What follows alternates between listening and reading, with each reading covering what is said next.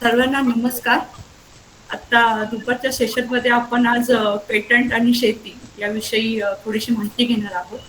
म्हणजे पेटंट काय असतं, कुठल्या शोधाला किंवा इन्व्हेन्शनला पेटंट घेता येतं, त्याची प्रोसेस काय आहे आणि वेगवेगळे जे शोध लावलेले आहेत त्यांना पेटंट कसं मिळालंय त्याची उदाहरणं आणि त्याची सगळी प्रोसेस आपण आता या सेशनद्वारे बघूया. सर्वप्रथम मी ऑर्गनायझर कमिटीचे धन्यवाद मानते की त्यांनी मला ही संधी दिली आणि या आपल्या सगळ्यांशी संवाद साधण्याची ही एक संधी मला मिळाली आहे. तर आपण आता पुढे जाऊयात. पेटंट विषयी थोडीशी माहिती जाणून घेऊया. कोणाला काही प्रॉब्लेम असेल तर मध्ये थोडंसं हे करून बोललात तरी चालेल.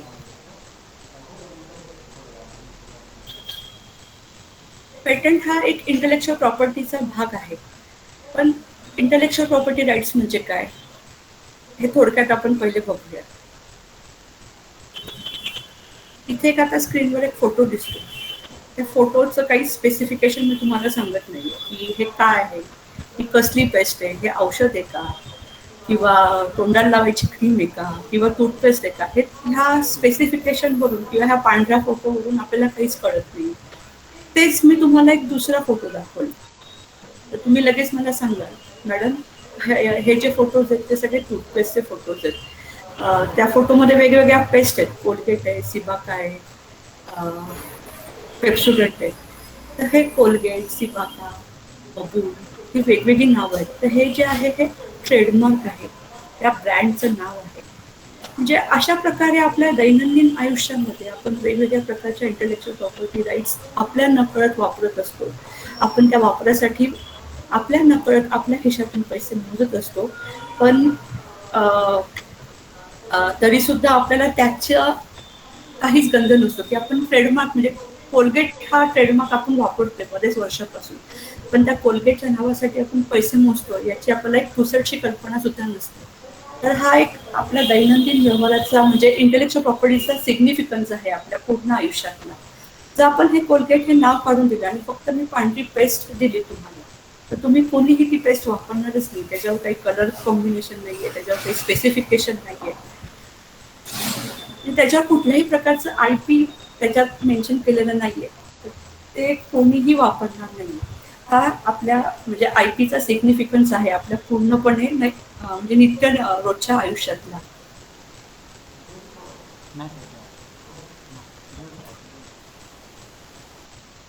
तेव्हा आपण आयपीआर विषयी बोलतो. आयपीआर म्हणजे इंटेलेक्च्युअल प्रॉपर्टी राईट्स. तेव्हा आपण बेसिकली ब्रँड नेम बद्दल बोलत असतो. ब्रँड नेम म्हणजेच ट्रेडमार्क बद्दल बोलत असतो. काही वेगवेगळ्या नवीन गोष्टी, नवीन संशोधन म्हणजे युनिक थिंग्स विषयी आपण बोलत असतो. कोणी पुस्तक लिहिलंय, कोणी म्युझिक कंपोजिशन केलंय, कोणी चित्र काढलंय, तर त्याला आपल्याला कॉपीराईट घेता येतं. किंवा काही सिक्रेट फॉर्म्युलाज आहेत त्याचं आपण ट्रेड सिक्रेट घेऊ शकतो. आयपीआर म्हणजेच इंटेलेक्च्युअल प्रॉपर्टी राईट्स. राईट म्हणजे अधिकार. या अधिकारामार्फत आपल्याला आपले वेगवेगळे शोध, आपण नवीन तयार केलेले जे काही कल्पना आहेत किंवा जे काही इन्व्हेन्शन्स आहेत किंवा पुस्तक लिहिलंय, कलाकृती आपण तयार केलेली आहे किंवा काही सिक्रेट फॉर्म्युला आपण तयार केलेला आहे, तर त्या सगळ्यांचं प्रोटेक्शनचं काम, त्याचा अधिकार आपल्याला आयपीआरच्या किंवा इंटेलेक्च्युअल प्रॉपर्टीच्या अंडर आपल्याला मिळतो.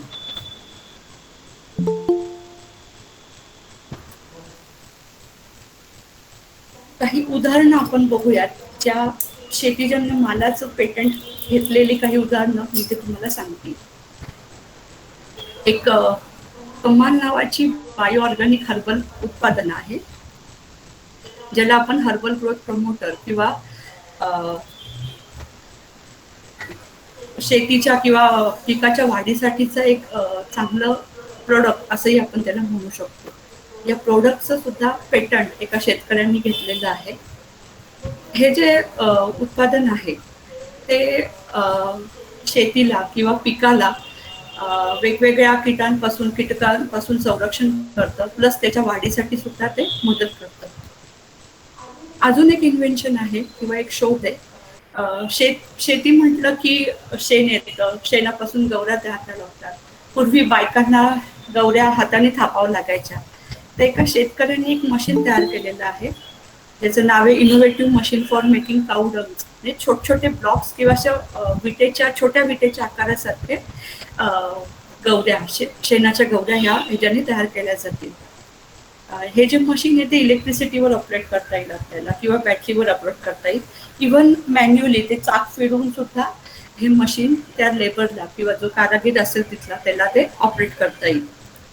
आणि त्याचं जे ऑपरेशन आहे किंवा जे हँडलिंग आहे ते खूप सोपं आहे. म्हणजे महिला कारागीर सुद्धा ते व्यवस्थितरित्या हँडल करू शकतील. इतक्या चांगल्या सोप्या प्रकारे ते मशीन इनोव्हेट केलं गेलेलं आहे किंवा तयार केलेलं आहे. हे दोन्ही उदाहरणं जी आहेत ती शेतीजन्य मालाची म्हणजे शेतातल्या उपयोगी वस्तूंचे पेटंटची उदाहरणं आहेत. आपण अजून एक उदाहरण बघूया.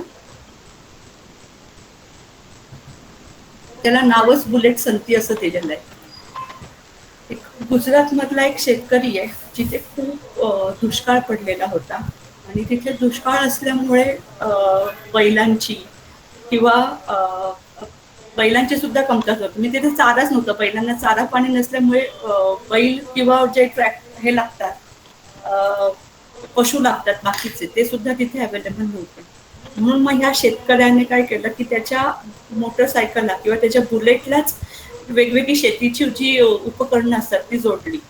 म्हणजे स्प्रेइंग करण्यासाठी किंवा नांगरणी करण्यासाठी किंवा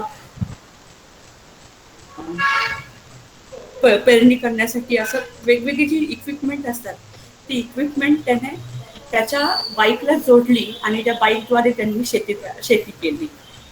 ह्या इन्व्हेन्शनसाठी या माणसाला US मधलं पण पेटंट मिळालं आहे आणि भारतातलं पण पेटंट मिळालेलं आहे.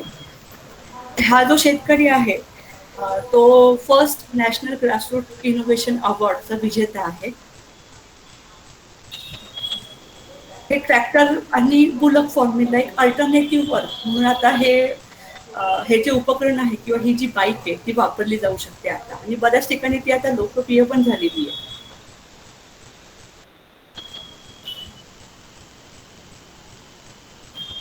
एका बाईकला किंवा एका ह्याला जेव्हा आपण वेगवेगळी उपकरणं लावतो तेव्हा एका लिटरमध्ये अप्रॉक्सिमेटली 2 एकर पर्यंत शेती किंवा हे पेरणी केली जाऊ शकते.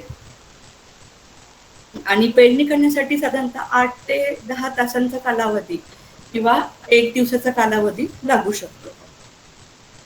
प्लस त्यांनी अशी प्रोव्हिजन केलेली आहे की मागच्या चाकांमधलं जे डिस्टन्स आहे ते ऍडजस्ट करू शकतील. म्हणजे क्रॉप किंवा जर पिकं वेगवेगळी असतील तर त्यानुसार मागच्या चाकांमधलं डिस्टन्स आपण ऍडजस्ट करून जे काही आपल्याला पेरणी किंवा फवारणी करायची आहे त्यानुसार तिथे ऍडजस्टमेंट करता येऊ शकते आपल्याला.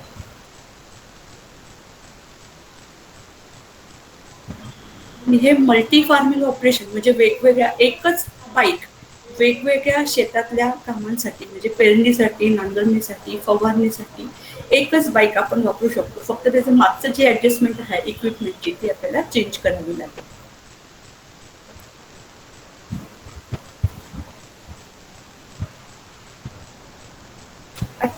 आताची 2 उदाहरणं बघितली आपण ती भारतातली होती. पण आता वॉलमार्ट सारखी मोठी अमेरिकन कंपनी सुद्धा शेतीमधल्या पेटंटमध्ये उत्तर दिले आहे. मागच्या वर्षी एक न्यूज आली होती की वॉलमार्ट नावाच्या कंपनीने अमेरिकन कंपनीने 6 पेटंट ऍप्लिकेशन फाईल केलेले आहेत जे ड्रोनशी संदर्भात आहे. म्हणजे वॉलमार्टनी एक शेतीमध्ये वापरता येईल असे ड्रोन तयार केलेले आहेत ज्या ड्रोनद्वारे क्रॉप डॅमेज झाले असतील किंवा काही तिथे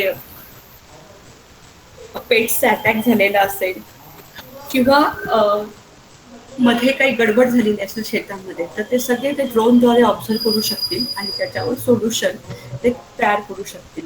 प्लस त्यांनी असेही ड्रोन तयार केलेले आहेत ज्याद्वारे ते शेतात फवारणी करू शकतील वेगवेगळ्या औषधांची आणि शेतीचं एक प्रॉपरली ऑब्झर्वेशन ते त्याद्वारे करू शकतील.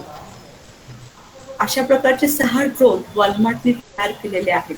म्हणजे एवढी मोठी मल्टीनॅशनल कंपनी असून सुद्धा या शेतीजन्य इन्व्हेन्शन्समध्ये किंवा शोधामध्ये ती उतरते आणि त्याच्याविषयी ती आता पुढे जात त्यांची प्रगती करत आहे.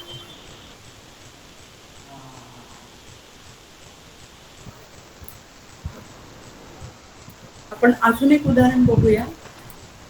ह्या ह्या मॅडम आहेत शुभांगी पाटील नावाच्या मॅडम. त्यांनी वॉलनट आणि रागी सूप म्हणजे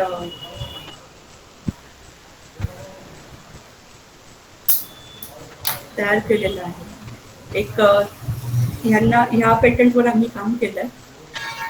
एक 5-6 वर्षापूर्वी या मॅडमच्या मिस्टरांचा ॲक्सिडेंट झाला होता आणि ॲक्सिडेंटमध्ये त्यांचा पाय फ्रॅक्चर झाल्यामुळे डॉक्टरनी सांगितलं की तुम्हाला रिकव्हरी हवी असेल चांगली पटकन, तर तुम्हाला नॉनव्हेज फूड खावं लागेल. जसं अंडी, चिकन, मांस असं तुम्हाला खावं लागेल, ज्याद्वारे तुम्हाला भरपूर प्रोटीन्स मिळतील तुमच्या खाण्यातून. पण मिस्टर पाटील हे पूर्ण शुद्ध शाकाहारी असल्यामुळे त्यांनी रिफ्यूज केलं. ते म्हणजे मी नाही नॉनव्हेज खाणार, माझा रिकव्हरी नाही झाली तरी चालेल. मग शुभांगी पाटील मॅडमने थोडासा प्रयोग केले की कशातून आपल्याला चांगले न्यूट्रिशनल व्हॅल्यू मिळू शकतील. जसं प्रोटीन, हाय प्रोटीन कंटेंटचे कुठले कुठले पदार्थ आपल्याकडे आहेत. मग त्यांना नाचणीचा कळालं की नाचणीमध्ये खूप प्रोटीन असतात, प्लस आपल्या वॉलनटमध्ये खूप प्रोटीन असतात हे त्यांना कळालं. मग त्यांनी वेगवेगळे कॉम्बिनेशन्स ट्राय केले.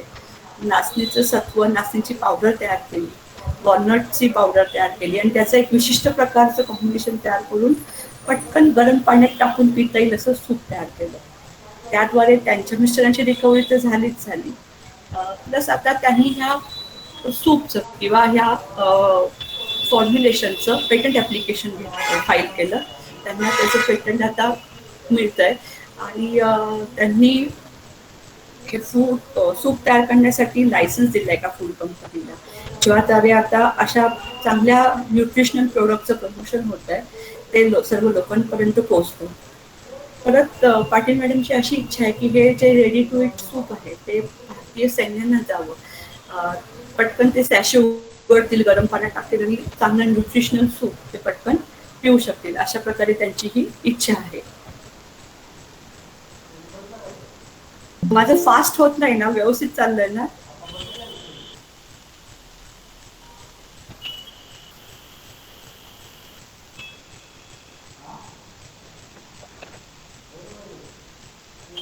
मला थोडासा फीडबॅक मिळाला तर बरं होईल. म्हणजे समजतंय सगळ्यांना, फास्ट होत नाहीये ना? नाही समजते. होत फास्ट मॅडम, समजते. Yes, okay. आपण अजून एक उदाहरण बघूया.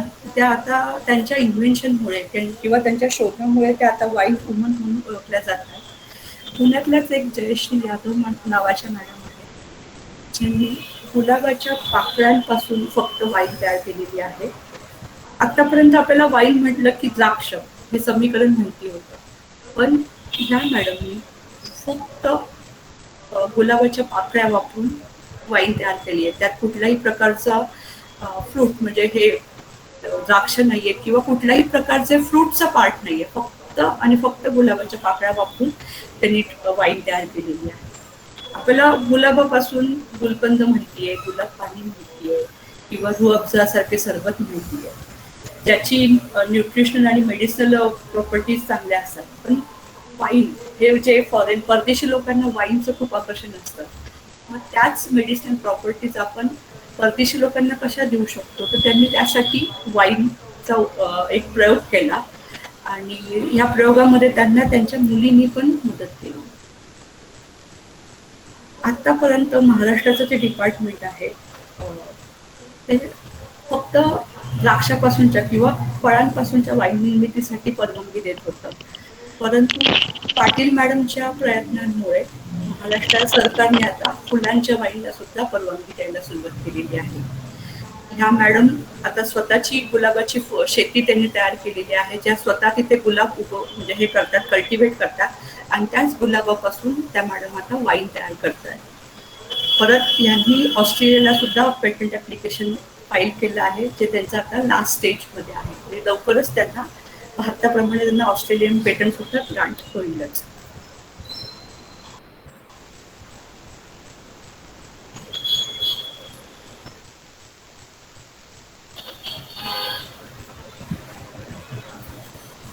दिवसेंदिवस फ्युएलच्या ज्या प्राइसेस आहेत त्या वाढत चालल्या आहेत. म्हणजे पेट्रोल डिझेलचे रोजच आपण वाढतो की वाचतोय पेपरला, पेट्रोलने 100 पार केली, अशा प्रकारची न्यूज आपण वाचतोय, ऐकतोय. आणि प्लस पार्किंगला सुद्धा खूप प्रॉब्लेम आहे. पार्किंग स्पेस अवेलेबल नाही. पुण्यासारख्या शहरात तर पार्किंगला जागाच राहिलेली नाहीये. तर ह्या 2 प्रॉब्लेम्स आयडेंटिफाय करून एका इंजिनियर मुलाने इलेक्ट्रिक फोल्डेबल बाईक तयार केलेली आहे. त्याचं सुद्धा त्याला भारतातलं पेटंट मिळालेलं आहे. ही जी बाईक आहे ती इलेक्ट्रिसिटीवर म्हणजे बॅटरीवर चालू शकते. ती चालू असतानाच आपण ती चार्ज करू शकतो. प्लस ती त्यांनी इतकी कॉम्पॅक्ट केलेली आहे, त्यात म्हणजे छोटे छोटे पार्ट्स त्यांनी तयार केले आहेत. ती इतकी कॉम्पॅक्ट झाली की ती फोल्ड करून एका छोट्या बॅगमध्ये पॅक करून तो जो व्यक्ती आहे तो पाठीवर घेऊन जाऊ शकतो. प्लस त्याचं जे वजन आहे ते कमी आहे. आणि 2 व्हेरियंटमध्ये म्हणजे सिंगल सीटर आणि 2 सीटर अशा 2 व्हेरियंटमध्ये ही बाईक त्याला तयार करता येते. अप्रॉक्सिमेटली 45 किलोमीटर पर ह्याच्याने ती बाईक रन होऊ शकते. आता सध्याच्या काळामध्ये ही बाईक तर एकदम म्हणजे खूप इझी आणि इझी टू कॅरी अशा प्रकारची आहे. वाटलं की बॅगेतून काढायचं, असेंबल करायची आणि बाईकवर जाऊन आपलं काम करून यायचं आणि परत बॅगमध्ये पॅक करून चार्जिंगला लावून ठेवायची, अशी इतकी सोयीची ही बाईक तयार केली त्या मुलांनी. त्याचं नाव आहे सतीश कौची. आता हा मुलगा भारताच्या ईशान्येकडच्या भागामध्ये जिथे जे डोंगराळ भाग आहे, जिथे इलेक्ट्रिसिटी जिथे पेट्रोल आणि हे वरपर्यंत जाऊ शकत नाही अशा भागामध्ये हे लॉन्च करायचा प्रयत्न करतो तुम्ही.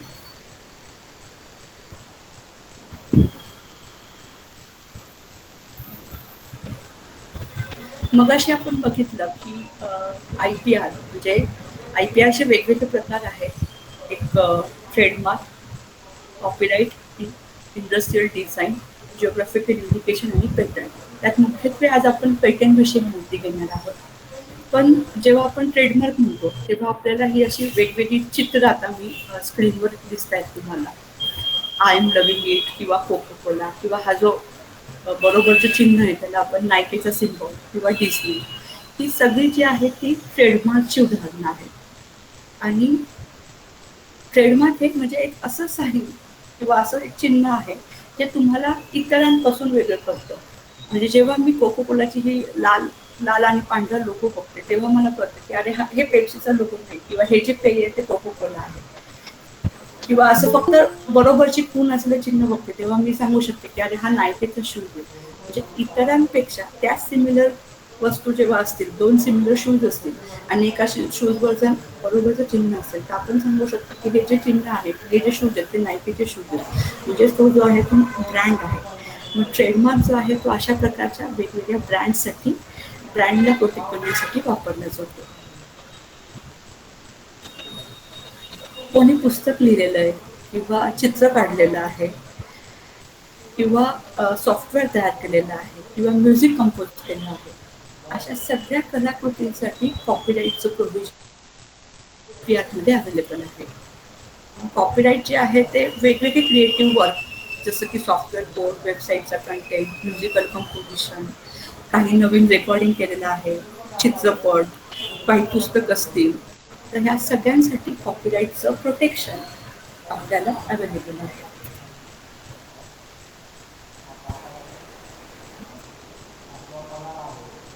एखाद्या पर्टिक्युलर भागातून किंवा स्थानातून काही विशिष्ट प्रकारचा जर उत्पादन तयार होत असेल, जसं की पुणेरी पगडी, पैठणी साडी किंवा नाशिकचे द्राक्ष, त्या भागातूनच ते उत्पादित होतात आणि तिथूनच ते फेमस होतात. त्या भागाच्या पर्टिक्युलर हवामानाचा, मातीचा त्याच्यावर इफेक्ट होऊन त्याला एक पर्टिक्युलर एक विशिष्ट असा गुण प्राप्त होतो. तेव्हा तो जो पदार्थ असतो तो जिओग्राफिकल इंडिकेशन म्हणून आपण सिक्युअर करू शकतो.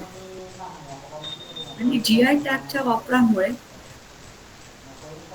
एक प्रकारचं संरक्षण मिळतं. त्या म्हणजे एक उदाहरण म्हणजे रत्नागिरी अल्फांजो मँगो किंवा हापूस आंबा. तर तो जो मी जेव्हा म्हणते की हा रत्नागिरी हापूस आंबा GI सर्टिफाईड आहे, तेव्हा तो इतर हापूस आंब्यापेक्षा वेगळा ठरतो. तेव्हा त्याला एक संरक्षण असं मिळालेलं असतं की ह्याची एक पर्टिक्युलर क्वालिटी आहे, रत्नागिरीपासून तो ओरिजिनेट झालेला आहे, याची ॲश्युरिटी ग्राहकांना सुद्धा मिळते मग.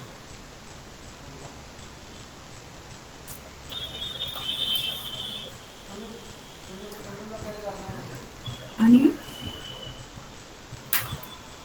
एखाद्या डिझाईनचा बाहेरचा आउटर शेप किंवा त्याचा अस्थेटिक लुक जर आपल्याला प्रोटेक्ट करायचा असेल तर आपण इंडस्ट्रियल डिझाईनचं प्रोटेक्शन घेऊ शकतो. म्हणजे वेगवेगळ्या बॉटलचे शेप, दागिन्यांचे शेप, कारची डिझाईन, या सगळ्या उदाहरणांसाठी आपल्याला इंडस्ट्रियल डिझाईनचं प्रोटेक्शन महत्त्वाचं ठरू शकतं. इंडस्ट्रियल डिझाईन कुठल्याही शेपला, कॉन्फिगरेशनला किंवा कुठल्याही वेगवेगळ्या पॅटर्नसाठी, कलर कॉम्बिनेशनसाठी घेता येतं. ते कॉम्बिनेशन 2D असलं तरी चालेल किंवा 3D असलं तरी चालू शकतं. पण ते कॉम्बिनेशन जे आहे ते नवीन असायला पाहिजे, ओरिजिनल असायला पाहिजे आणि युनिक असायला पाहिजे. अशा कॉम्बिनेशनसाठी आपण इंडस्ट्रियल डिझाईन ही प्रॉपर्टी वापरू शकतो. एक छोटंसं सोपंसं उदाहरण आपण घेऊया ज्याद्वारे आपल्याला आपल्या दैनंदिन आयुष्यामध्ये आपण IP किंवा इंटेलेक्चुअल प्रॉपर्टी राईट्स कसं वापरतो ते समजू शकतो. आपण सगळेजण मोबाईल फोन वापरतो, बरोबर? मोबाईल फोनमध्ये वेगवेगळ्या टेक्नॉलॉजीज वापरल्या जातात. जसं की आता ॲपलने नवीन टेक्नॉलॉजी लॉन्च केली आहे, सॅमसंगने नवीन टेक्नॉलॉजी लॉन्च केलेली आहे किंवा मोटोरोलाने काही पूर्वी नोकियाने टेक्नॉलॉजी लॉन्च केली होती. तर ह्या सगळ्या टेक्नॉलॉजीज ज्या आहेत त्या पेटंट कॅटेगरीमध्ये आपण त्याचं किंवा त्याचं पेटंट घेतलं जाऊ शकतं. प्लस त्या कंपनीचे जे नावं असतात म्हणजे सॅमसंग, ॲपल, मोटोरोला, हे त्या कंपनीचे ब्रँड नेम असतात. म्हणजेच ते ट्रेडमार्कच्या अंडर त्या कंपन्या सिक्युअर करून. आणि मोबाईलचं जे ब्रॉशर आहे, जे बुकलेट आहे, ज्यात माहिती दिली असते, ते सगळं बुकलेट कॉपीराईटच्या अंडर प्रोटेक्ट केलेलं असतं. प्लस आता जसं सॅमसंगने तो फ्लिप फ्लॉपवाला मॉडेल तयार केलेला आहे किंवा ड्युएल सिमवाला मॉडेल आहे, आता सर्वीकडे वापरला जातो किंवा काही बटनांचे मॉडेल आहेत. पहिले पूर्वी बटनांचे मॉडेल होते, आता टच स्क्रीन मॉडेल आहे. तर हे सगळं मॉडेलचं जे स्ट्रक्चर आहे, त्याचं जे आउटर लुक आहे, हे सगळं स्ट्रक्चर इंडस्ट्रियल डिझाईन या कॅटेगरीमध्ये मोडलं जातं. म्हणजे एका सिंगल प्रोडक्टवरच एकाच प्रोडक्टवर वेगवेगळ्या IPR किंवा वेगवेगळ्या IPs फाईल असू शकतात आणि या सगळ्या IPसाठी प्रोटेक्शन घेतलं जाऊ शकतं.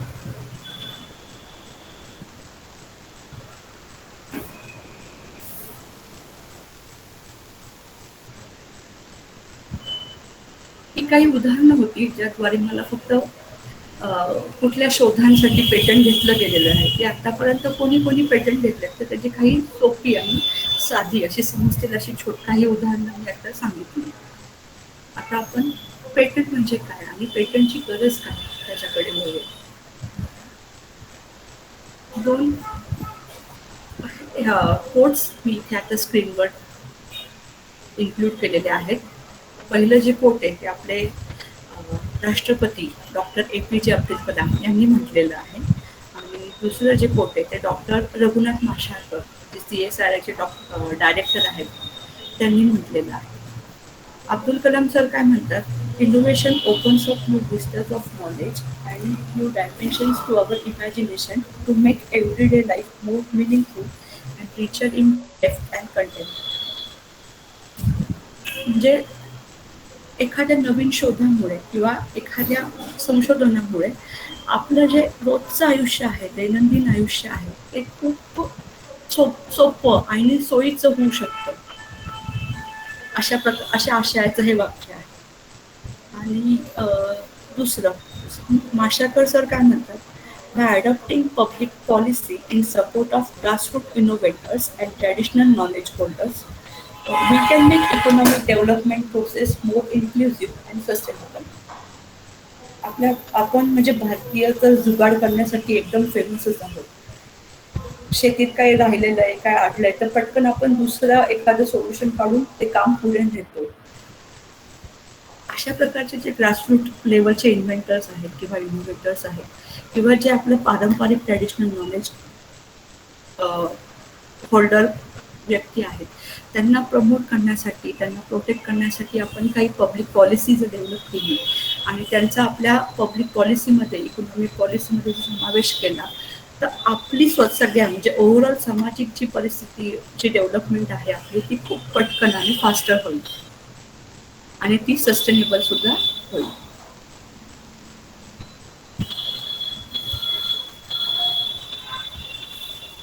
आता आपण काही अजून एक्झाम्पल बघूया. मी काही चित्र तुम्हाला दाखवते. पहिलं चित्र जे आहे ते एक बांबू बास्केट तयार करण्याचं एक मशीन आहे. दुसरं चित्र जे आहे ते शॉक ॲब्झॉर्बिंग स्ट्रेचर आहे.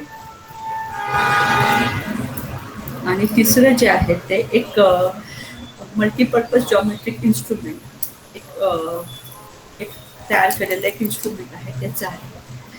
तुम्ही थोडंसं सांगू शकाल का हे जे चित्र आहेत हे जे इन्व्हेन्शन्स आहेत किंवा हे शोध आहेत हे कोणी तयार केले, तुम्हाला काही कल्पना येईल का? थोडं बोललात तरी चालेल.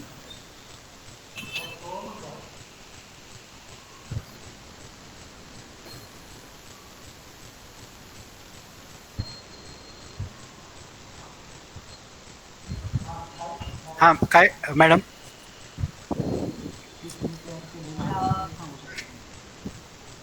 नाही, मी फक्त एक फीडबॅक घेत होते की हे जे चित्र आहेत ते किंवा हे जे शोध आहेत ते कोणी तयार केले, हे काही कल्पना येते का पार्टिसिपंटला? ते फक्त बघायचा प्रयत्न होता. अच्छा. अं, जरा पार्टिसिपंटने थोडंसं हे करावं. माईक अनम्यूट करून तुम्ही बोलू शकता.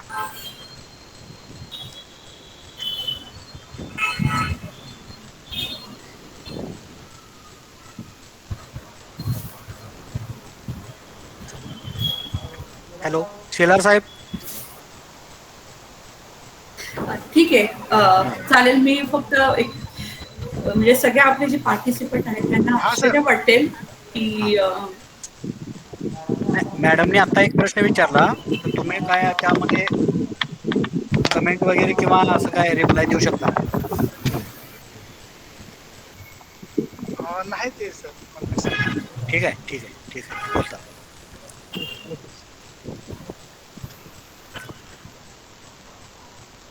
चालेल.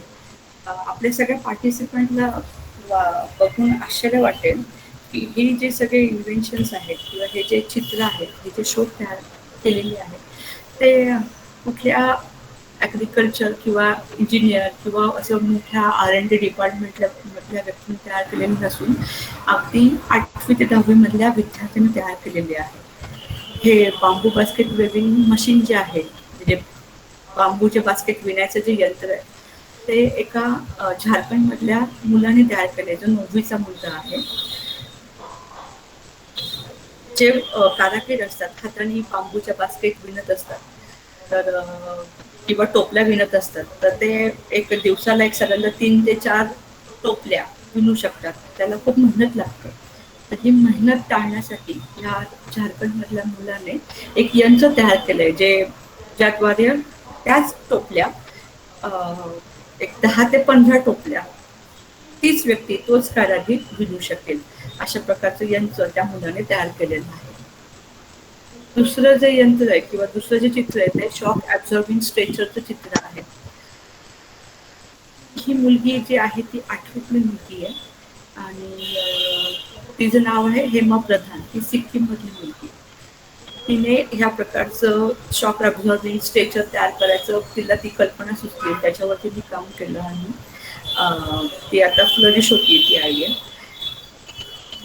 ती राहते सिक्कीममध्ये, म्हणजे अगदी डोंगराळ भागात राहते. जेव्हा तिच्या आजोबांना काही म्हणजे नर्स किंवा अटेंडंट स्ट्रेचरवरून घेऊन चालले होते, ते आदळआपट करताना किंवा ठेवताना आदळआपट होत होती आणि स्ट्रेचर ॲम्ब्युलन्स म्हणून खाली काढताना किंवा वरती चढवताना खूप धक्के लागत होते, खूप जर्क बसत होते आणि तिच्या आजोबांना त्रास होत होता. तर हे सगळं बघून तिला कल्पना सुचली की अरे, आपण ह्या स्ट्रेचरला का नाही एखादी स्प्रिंगसारखी किंवा शॉक ॲब्झॉर्ब करणारं एखादं एलिमेंट आपण खाली लावलं, तर त्या जे काही पेशंट असतील तिथे बसलेले झोपलेले त्यांना कमी त्रास सहन करावा लागेल.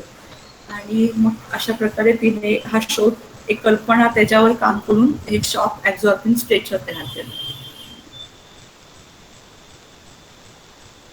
आणि पुढचं जे आहे मल्टीपर्पज जॉमेट्रिकल इन्स्ट्रुमेंट, हा सुमित साहू सुशील साहू नावाचा मुलगा आहे जो ओरिसा मधला आहे, 8वी मधला. त्याने मल्टीपर्पज ज्योमेट्रिकल इन्स्ट्रुमेंट तयार केलेले.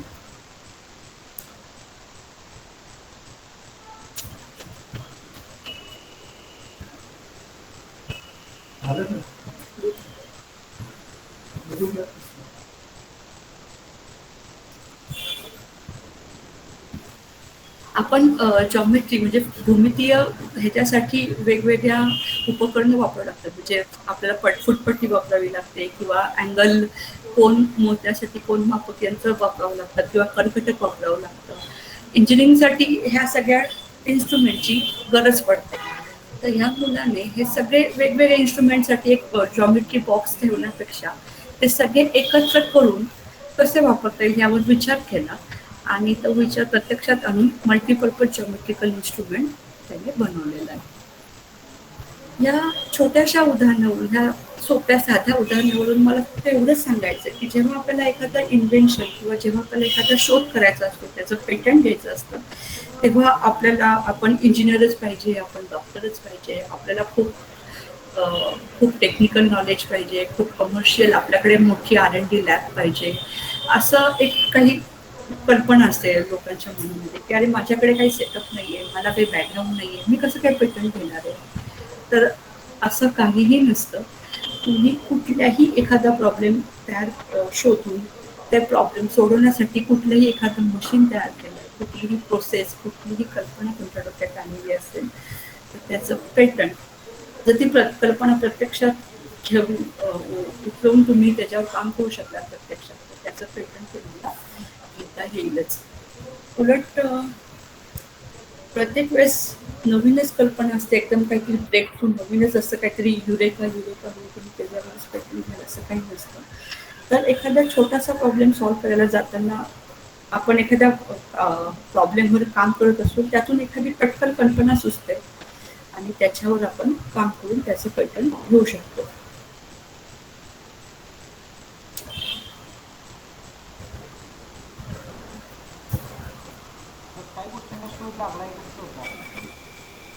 काही उदाहरणांद्वारे मी म्हणजे कुठल्या शोधांना पेटंट घेता येईल, कसे पेटंटची उदाहरणं मी आतापर्यंत दाखवली होती. आता आपण प्रत्यक्षात पेटंट म्हणजे काय ते बघू.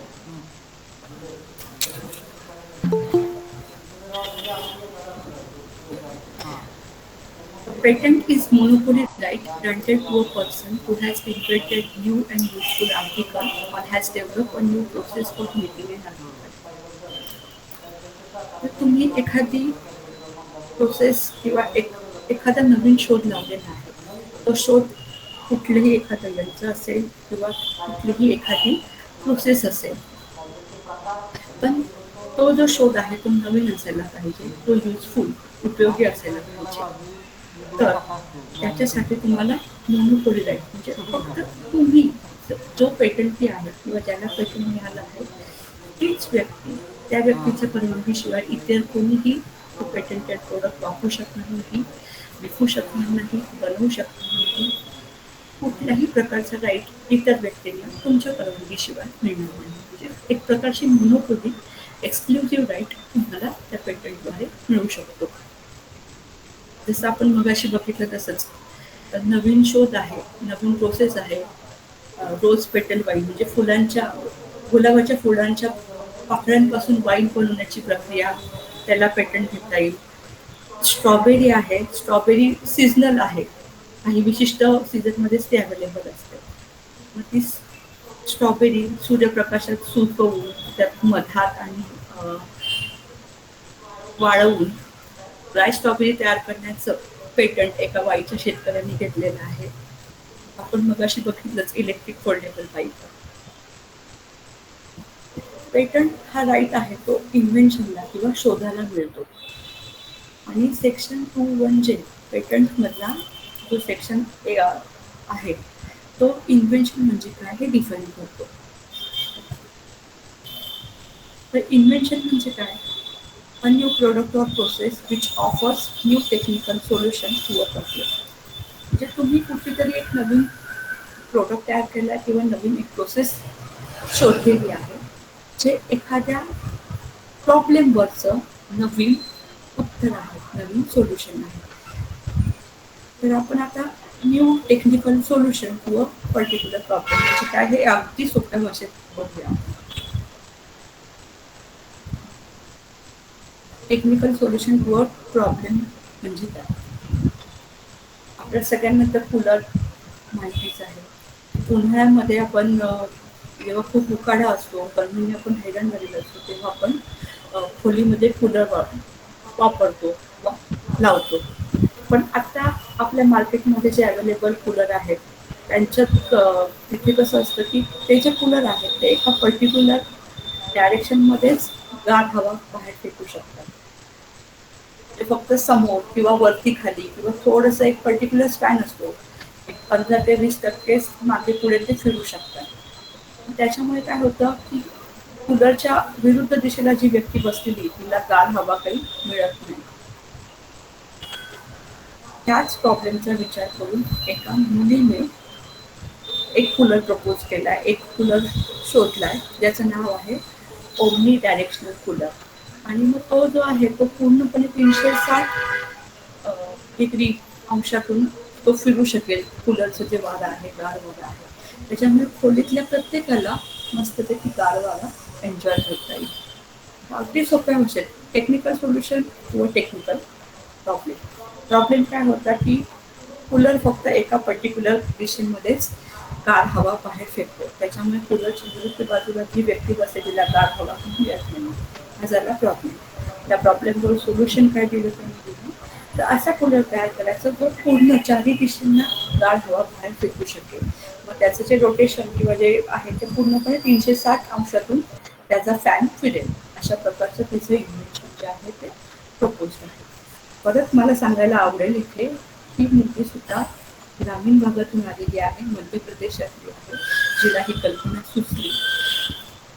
जेव्हा तिच्या घरातल्या व्यक्तींना खूप एकत्र कुटुंबातल्या व्यक्ती आहेत, गरमीने उकाड्याने हैराण झाल्यात आणि खोलीमधल्या काही विशिष्ट लोकांना किंवा एका कॉर्नरलाच गार हवा मिळते आणि बाकीच्यांना गार हवा मिळत नाही, हा प्रॉब्लेम बघून तिला या ओमनी डायरेक्शनल कूलरची कल्पना सुचली.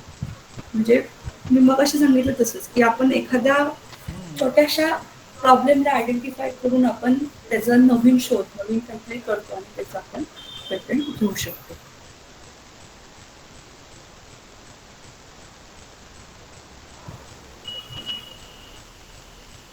तुम्हाला एखाद्या प्रोडक्टचं, एखाद्या शोधाचं, एखाद्या प्रोसेसचं पेटंट मिळतं म्हणजे तुम्हाला त्याचा मोनोपोली राईट मिळतो, म्हणजे सर्व एकस्व अधिकार तुम्हाला मिळतो. एकस्व अधिकार म्हणजे तुमच्याशिवाय, तुमच्या परवानगीशिवाय कोणीही तो प्रोडक्ट किंवा ती प्रक्रिया, ती प्रोसेस वापरू शकत नाही, ती प्रोसेस यूज करू शकत नाही, ती प्रोसेस किंवा ते प्रोडक्ट मॅन्युफॅक्चर करू शकत नाही, इम्पोर्ट करू शकत नाही, विकू शकत नाही. तुमची परवानगी नसेल तर तुमच्या पेटेंटेड प्रोडक्टला किंवा प्रोसेसला कोणीही हात लावू शकत नाही. आणि जर तसं कोणी करायचा प्रयत्न केला तर तुम्ही त्याच्याकडून चांगली रॉयल्टी वसूल करू शकाल. आणि पेटंट जो आहे हा एक लिमिटेड पिरियडसाठी तुम्हाला राईट देतो. म्हणजे साधारणतः 20 वर्षाच्या कालावधीसाठी तुम्हाला मोनोपोली राईट तुम्हाला पेटंटद्वारे मिळवता येतो.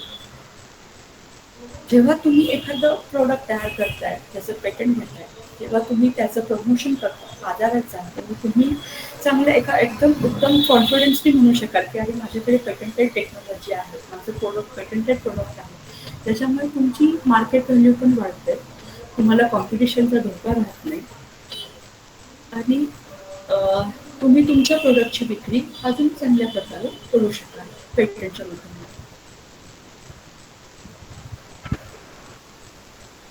प्लस जेव्हा तुम्हाला पेटंट मिळेल तेव्हा तुम्ही ते पेटंट हा ते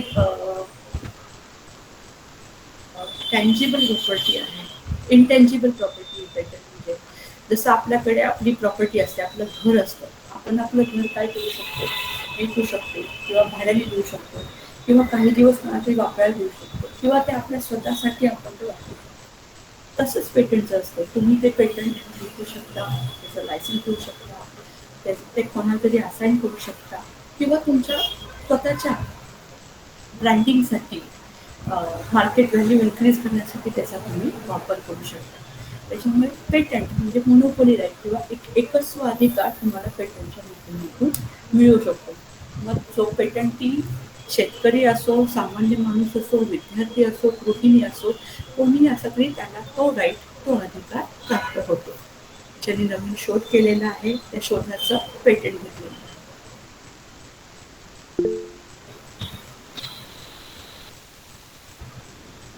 मला असं वाटतं की पेटंट म्हणजे काय, त्याची जी व्याख्या आहे पेटंटची ती क्लिअर झाली.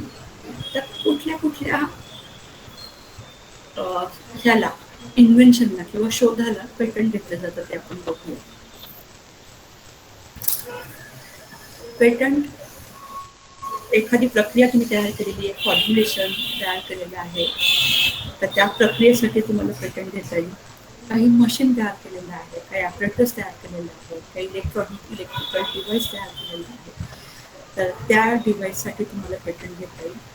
काही केमिकल फॉर्म्युलेशन, केमिकल कंपोजिशन तयार केलेले आहेत, काही अलॉईज तयार केलेले आहेत, त्याच्यासाठी सुद्धा आपल्याला पेटंट घेता येतं. किंवा कुठल्याही रॉ मटेरियलपासून, कच्च्या मालापासून काहीतरी नवीन पदार्थ, नवीन वस्तू निर्माण केलेली आहे, त्या वस्तूला सुद्धा आपल्याला पेटंट घेता येतं. पेटंटच्या जनरली 2 कॅटेगरी केल्या जातात. एक प्रोडक्ट पेटंट, म्हणजे ती जे जो शोध आहे तो एखादं यंत्र आहे, एखादी वस्तू आहे, अशा स्वरूपाचा तो शोध आहे. किंवा प्रोसेस पेटंट, म्हणजे जो शोध लावलाय तो एका प्रक्रिये स्वरूपात आहे.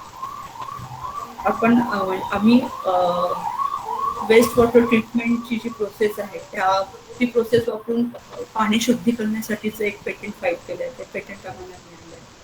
किंवा पोल्युशन कंट्रोल डिव्हाइस, म्हणजे हवा शुद्ध करण्याचं आणि हवेच्या प्रदूषणातून चांगली हवा तयार करण्याचं एक यंत्र पुण्यातल्या एका व्यक्तीने तयार केलेलं आहे. त्या यंत्रासाठी आम्ही पेटंट घेतलेलं आहे. म्हणजे दोन्ही प्रकारे आपण पेटंट घेऊ शकतो, यंत्रासाठी किंवा त्या वस्तूसाठी आणि एखाद्या प्रक्रियेसाठी आपण पेटंट घेऊ शकतो. किंवा या दोघांचं एकत्रीकरण, कॉम्बिनेशन, त्याला प्रोडक्ट थ्रू प्रोसेस असंही म्हटलं जातं. जसं की फुलांच्या गुलाबाच्या पाकळ्यांपासून वाईन तयार केली, तर ह्या प्रक्रियेचं सुद्धा आणि ती वाईन जी बनवली जाते त्याचं काय कॉम्बिनेशन असेल, त्यात कुठले कुठले घटक असेल, तर ह्या वाईन ह्या प्रोडक्टचं सुद्धा आपण पेटंट घेऊ शकतो.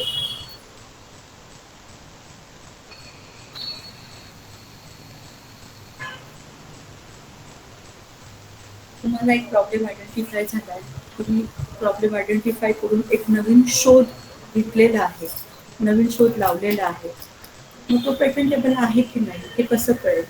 तर त्याचे काही क्रायटेरिया आहेत. ते क्रायटेरिया आता आपण बघूया.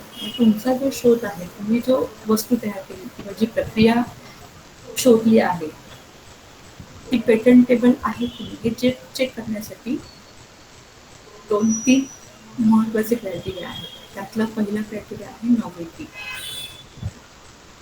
जे इन्व्हेन्शन किंवा जो शोध तुम्ही लावलेला आहे, निर्माण केला आहे जी वस्तू, ती नवीन असायला पाहिजे. भारतात कुठेही त्याचा वापर नकोय, कुठल्याही फॉर्ममध्ये ती पब्लिक डोमेनमध्ये नकोय, म्हणजे न्यूजपेपरमध्ये आली आहे, टी व्हीवर त्याची जाहिरात येते आहे किंवा लोकांना ते प्रोडक्ट माहिती आहे, असं असेल तर तो पदार्थ नॉवेल्टी क्रायटेरिया फुलफिल करत नाही असं म्हटलं जातं. जो शोध लावलाय तो जर नवीन असेल तर आणि तरच त्याला पेटंट मिळवता येतं. मगच आता आपण उदाहरण बघूया. बांबूच्या टोपल्या बनवण्याचं जे यंत्र होतं ते पूर्वी फक्त बांबूच्या टोपल्या हाताने विणल्या जायच्या, तर त्याच्यापासून यंत्र तयार होईल, त्याच्यासाठी यंत्र तयार करायची ही संकल्पनाच नवीन होती. त्याच्यामुळे ते जे इन्व्हेन्शन आहे किंवा तो जो शोध आहे तो नवीन या कॅटेगरीमध्ये मोडला जातो. परंतु अजून एक एक्झाम्पल बघूया आपण. आपल्या सगळ्यांना तर गुलाबजामुन माहितीच आहे. गुलाबजामुन भारतात सगळीकडेच बनवले जातात, माहिती आहे. पण एखाद्या महिलेला वाटलं की अरे आपण शुगर फ्री गुलाबजामुन तयार करतो, ज्यात साध्या साखरेऐवजी तिने शुगर फ्री या साखरेचा वापर केला. शुगर फ्री कन्सेप्ट तशी नवीन आहे, शुगर फ्री गुलाबजामुन तशी नवीन आहे, पण जी गुलाबजामुनची जी प्रोसेस आहे, पूर्ण प्रोसेस ती तर नवीन नाही. त्याच्यामुळे त्या शोधाला शुगर फ्री गुलाबजामुनला तर काही पेटंट घेता येणार नाही. पण जो शोध इतरत्र म्हणजे भारतात किंवा भारताबाहेर पण जागतिक स्तरावर कुठल्याही फॉर्ममध्ये पब्लिश नसेल, कुठल्याही आर्टिकलमध्ये पब्लिश नसेल, कुठल्याही न्यूजपेपरमध्ये, कुठल्याही एक्झिबिशनमध्ये नोंदणी नसेल, कोणालाही त्याची माहिती नसेल, तर तो नवीन आहे असं गृहीत धरला जातो आणि त्याचा म्हणजेच पेटंटसाठीचा नॉवेल्टी क्रायटेरिया तो फुलफिल करतो असं म्हटलं जातं. दुसरी महत्वाचा क्रायटेरिया आहे इन्व्हेंटिव्ह स्टेप. इन्व्हेंटिव्ह स्टेप म्हणजे अशी स्टेप किंवा असा एक पार्ट जो आपण मगाशी बघितलं तसंच की टेक्निकल सोल्युशन देतो. तुम्ही जे टेक्निकल सोल्युशन देताय, जे उत्तर तुम्ही शोधलेलं आहे ते उत्तर एकतर इकॉनॉमिक सिग्निफिकन्सच्या क्रायटेरियामध्ये जातं किंवा टेक्निकल एन्हान्समेंट. मग तुम्ही काहीतरी नवीन काहीतरी ॲडव्हान्स द्यायचा प्रयत्न करता, तर ती एक्झॅक्टली एक स्टेप आहे काय केलेलं आहे, तर ते इन्व्हेंटिव्ह स्टेप या सब्जेक्टमध्ये मोडलं जातं. पेटंटसाठी इन्व्हेंटिव्ह स्टेप क्रायटेरिया फुलफिल करायचं असेल तर जे नाविन्यता तुम्ही शोधली, जो महत्त्वाचा त्याचा गुणधर्म शोधलेला आहे, काढलेला आहे, तो त्या फील्डमधली जी एक्सपर्ट व्यक्ती आहे तिला माहिती नसावं, तिला तो सुचेल असा नसावा असं म्हटलं जातं. म्हणजे the person skill in the art, त्या फील्डमधला जो एखादा एक्सपर्ट व्यक्ती आहे त्याला पटकन हे सोल्युशन सुचेल असं नसलं तर तो जो शोध लावलेला आहे तो इन्व्हेंटिव्ह स्टेप किंवा तो इन्व्हेंटिव्ह आहे असं म्हटलं जातं. आणि तिसरा आणि महत्त्वाचा मुद्दा म्हणजे तो जो शोध आहे किंवा ते जे इन्व्हेन्शन आपण तयार केलेलं आहे त्याला कुठल्या तरी स्वरूपामध्ये इंडस्ट्रीमध्ये प्रोड्यूस करता आलं पाहिजे. जसं इलेक्ट्रिक फोल्डेबल बाईक डायरेक्टली इंडस्ट्रीमध्ये मॅन्युफॅक्चर करता येईल किंवा गुलाबांच्या पाकळ्यांपासून वाईन, त्यासाठी काहीतरी मशिनरी डेव्हलप करावी लागतील आणि त्या मशिनरी थ्रू वाईनची निर्मिती होईल. म्हणजे एखाद्या पर्टिक्युलर इंडस्ट्रीचा सेटअप आणि तरी सेटअप असेल तर आणि तरच पेटंट मिळू शकतो किंवा तरच इंडस्ट्रियल ॲप्लिकेशन क्रायटेरिया ते इन्व्हेन्शन सॅटिस्फाय करते असं म्हटलं जातं. एखाद्या व्यक्तीला वाटलं की आता सध्या प्रदूषण खूप होतोय, त्याच्यामुळे ओझोनची कमतरता भासतीये आणि म्हणून एखाद्या सायंटिस्टने एक अशी प्लॅस्टिकची लेअर तयार केली की ज्याच्याने सगळी पृथ्वी झाकली जाईल. सॅटेलाइटच्या माध्यमातून ती सगळी प्लॅस्टिकची लेअर पृथ्वीभोवती फिरवायची किंवा अशी पसरून घ्यायची, त्यामुळे पृथ्वीवरच्या माणसांचं ओझोन किंवा जे सूर्याचे जे अल्ट्राव्हायोलेट रेज आहेत त्याच्यापासून संरक्षण होईल. पण अशा प्रकारची फिल्म किंवा अशा प्रकारचं जेव्हा प्लॅस्टिक तयार होईल तेव्हा त्याचं इंडस्ट्रियल ॲप्लिकेशन काहीच नसेल, म्हणून अशा प्रकारच्या शोधांना पेटंट काही घेता येणार नाही. प्लस जे फक्त वैयक्तिकरित्या वापरता येईल असे काही शोध असतात जे फक्त वैयक्तिकरित्या वापरता येतात, त्या शोधांना सुद्धा पेटंट काही देता येत नाही, कारण की त्याचं इंडस्ट्रियल ॲप्लिकेशन हा क्रायटेरिया फुलफिल केला जाऊ शकत नाही. समजा एखाद्या व्यक्तीला गरम पाणी पिताना अडचण होती, तर एखाद्या डॉक्टरांनी एखादं मशीन तयार केलेलं आहे जे फक्त त्या पेशंटसाठी गरम पाणी आणि हे पिण्यासाठी वापरता येईल, तर त्या प्रकारचं प्रक्रिया किंवा त्याला पेटंट काही घेता येणार नाही, कारण की काय तर इंडस्ट्रियल ॲप्लिकेशन हा क्रायटेरिया ते इन्व्हेन्शन फुलफिल करतो. पेटंटचे 3 महत्त्वाचे क्रायटेरिया त्यांनी सांगितलं तुम्हाला: नॉवेल्टी, इन्व्हेंटिव्ह स्टेप आणि इंडस्ट्रियल ॲप्लिकेशन. हे 3 क्रायटेरिया जर फुलफिल झाले तर त्या शोधाला, त्या संशोधनाला आपल्याला पेटंट घेता येईल. आणि चौथा आणि महत्त्वाचा क्रायटेरिया आहे, जे इन्व्हेन्शन तयार केलेलं आहे ते सेक्शन 3 आणि सेक्शन 4च्या अंडर येत नाही ना हे एक्झामिनर चेक करतो. कुठले इन्व्हेन्शन्स पेटंटेबल इन्व्हेन्शन्स नाही आहेत, भारतामध्ये कुठल्या इन्व्हेन्शन्सला पेटंट देता येणार याची लिस्ट यादी सेक्शन 3 मध्ये सांगितलेली आहे. जसं की सॉफ्टवेअर प्रोग्राम असतील, जे पब्लिक मॉडेलच्या विरोधातले इन्व्हेन्शन्स असतील, ॲटॉमिक एनर्जी संदर्भातले इन्व्हेन्शन्स असतील किंवा प्लांट ॲनिमल्स जे ह्याच्या संदर्भातले बायोलॉजिकल इन्व्हेन्शन असतील, तर अशा कुठल्या इन्व्हेन्शनला पेटंट घेता येणार नाही त्याची लिस्ट जी आहे ती सेक्शन 3 मध्ये, आणि सेक्शन 4 जो आहे तो ॲटॉमिक रिलेटेड एनर्जीच्या संदर्भातल्या इन्व्हेन्शनसाठी आहे. तर ह्या लिस्टमध्ये जे पेटंट नाही आहेत त्या पेटंटला किंवा त्या इन्व्हेन्शनला पेटंट घेता येईल.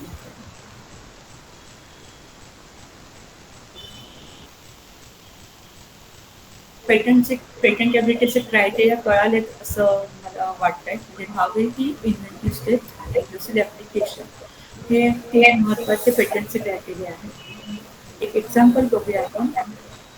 Kit for detection of artificial sugar. म्हणजे फळांमध्ये आर्टिफिशियल शुगर नाही आहे ना हे चेक करण्याचं एक लिटमस सारखं टेस्टिंग किट एका मुलाने डेव्हलप केलेलं आहे. हे अशा प्रकारचं किट पूर्वी कुठे माहिती नव्हतं. कुठल्याही फॉर्ममध्ये पब्लिश नव्हतं. कुठलेही आर्टिकल जर्नलमध्ये ते पब्लिश झालं नव्हतं. त्याच्यामुळे हे किट नॉवेल्टी क्रायटेरिया फुलफिल करतं.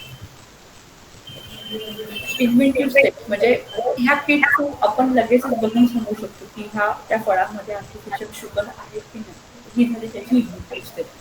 आणि अशा प्रकारचं किट इंडस्ट्रीमध्ये मॅन्युफॅक्चर करता येईल म्हणून हे kit industrial application criteria fulfil करतात.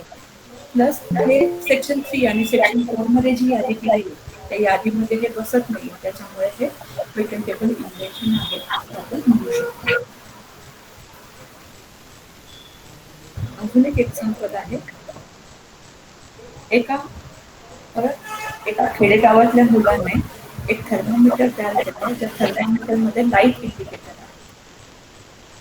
थर्मोमीटरवरच्या रिडिंग जे असतात टेम्परेचरचे रिडिंग ते वाचायला थोडंसं अवघड जातात किंवा जे वृद्ध व्यक्ती असतात त्यांना वाचायला थोडंसं ते अवघड जातं. ह्या प्रॉब्लेमवर सोल्युशन म्हणून त्या मुलाने लाईट इंडिकेटरवाला थर्मोमीटर डेव्हलप केलं. ज्याच्यामध्ये निळा, लाल, पिवळा अशा प्रकारचं लाईट लागेल. जर टेम्परेचर मॉडरेट असेल तर निळा लाईट लागेल. मध्यम स्वरूपाचं असेल तर पिवळा आणि अगदीच हाय टेम्परेचर असेल खूप जास्त ताप असेल तर लाल कलरचा लाईट लागेल त्या थर्मोमीटरमध्ये. ही दोन्ही पेटंटेड इन्व्हेन्शनची किंवा पेटंटेड प्रोडक्टची उदाहरणं आहेत.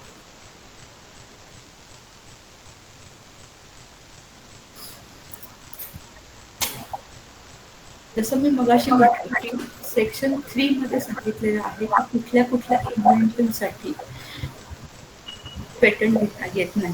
तर त्यातला पर्टिक्युलर सेक्शन 3 जे म्हणजे जो सब क्लॉज आहे जे पॉईंट जो आहे तो पर्टिक्युलरली शेतीविषयी जे संशोधन आहे किंवा जे शोध आहेत त्याच्या संदर्भातला आहे. तर त्यानुसार प्लांट्स आणि ॲनिमल्स ॲज अ होल किंवा पार्ट ऑफ द प्लांट किंवा सीड्स किंवा व्हरायटी आणि स्पीसीज आणि कुठलीही बायोलॉजिकल प्रोसेस असेल for propagation and production of animal and plant. तर ह्या कुठल्याही प्रकारच्या इन्व्हेन्शनसाठी शोधण्यासाठी आपल्याला पेटंट घेता येत नाही भारतामध्ये. एखादी नवीन व्हरायटी तयार केली आहे तर तुम्हाला त्याचं पेटंट नाही घेता येणार तर तुम्हाला प्लांट व्हरायटी डिटेल्स राईटमध्ये जावं लागेल. काही नवीन प्रजाती शोधलेली आहेत वनस्पतीची तर त्याचंही आपल्याला पेटंट घेता येणार नाहीये. एखादी बायोलॉजिकल प्रोसेस डेव्हलप केलेली आहे वाढीसाठी त्याचंही आपल्याला पेटंट घेता येत नाही भारतामध्ये. मॉन्सॅन्टोची केस किंवा मॉन्सॅन्टोचं बऱ्याच जणांना माहिती असेल. मॉन्सॅन्टो नावाच्या फॉरेन कंपनीने भारतात पेटंट फाईल केलं होतं पण भारतीय पेटंट ऑफिसने त्या बटाट्याच्या आणि पीटी कॉटन आणि वांग्याच्या ह्याच्यासाठी पेटंट रिफ्यूज केलं भारतीय पेटंट कायद्याने.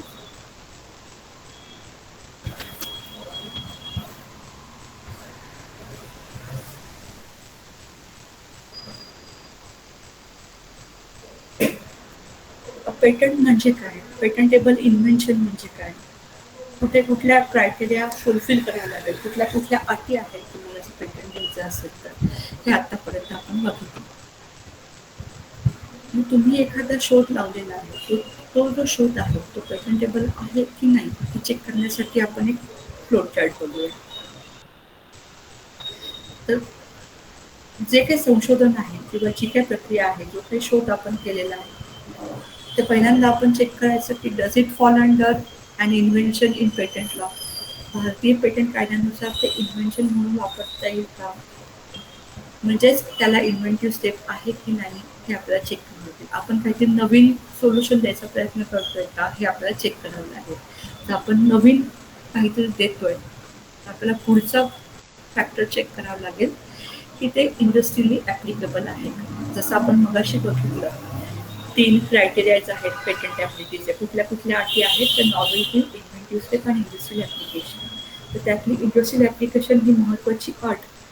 आपलं एक संशोधन पूर्ण करताय का? जर असेल तर पुढचा क्रायटेरिया आपल्याला चेक करावा लागेल. ते नवीन आहे का? आधी कोणाला माहिती होतं का? जर ते पब्लिक डोमेनमध्ये असेल, तुम्ही वापरत असेल, तर आपल्याला त्याचं पेटंट घेता येणार नाही. Is invention something not easily convince. ते पटकन कोणाच्या ते लक्षात येत नाही ना. तुम्ही काहीतरी ॲडव्हान्समेंट दाखवलेली आहे, काहीतरी ॲडव्हान्समेंट तुम्ही केलेली आहे. जे त्या फील्डमधले एक्सपर्ट असतात, त्या एक्सपर्टला सुद्धा ती कल्पना सहज सुचू शकत नाही. अशी कल्पना तुम्हाला सुचली.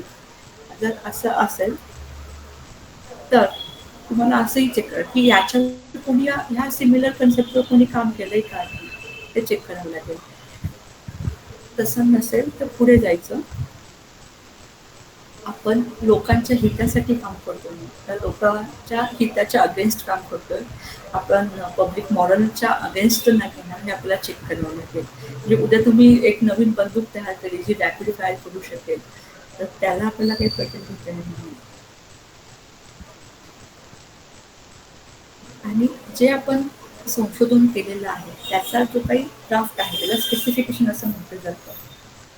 ते स्पेसिफिकेशन आपण व्यवस्थित पूर्णपणे व्यवस्थितरित्या भरलाय की नाही, दिलंय की नाही, हे सगळ्या ज्या कंडिशन आपण हो म्हटल्या, ह्या ज्या कंडिशन्स आपण फुलफिल केल्या, ह्या सगळ्या अटी जर मान्य झाल्या, तर आपण जे केलेला शोध आहे, आपण जे केलेलं इन्व्हेन्शन आहे, ते पेटंटेबल इन्व्हेन्शन म्हणून म्हटलं जाऊ शकतं. आणि आपण पेटंटची प्रोसिजर, तुमची जी प्रोसिजर आहे ती करू शकतो. जर ह्यापैकी एकही कंडिशन, एकही अट त्या इन्व्हेन्शनने जर सॅटिस्फाय नाही केली, तर ते इन्व्हेन्शन जे आहे ते नॉन पेटंटेबल इन्व्हेन्शन म्हणून गृहीत जातं. भारतीय पेटंट कायद्यानुसार ते इन्व्हेन्शन नॉन पेटंटेबल इन्व्हेन्शन म्हणून गणलं जातं.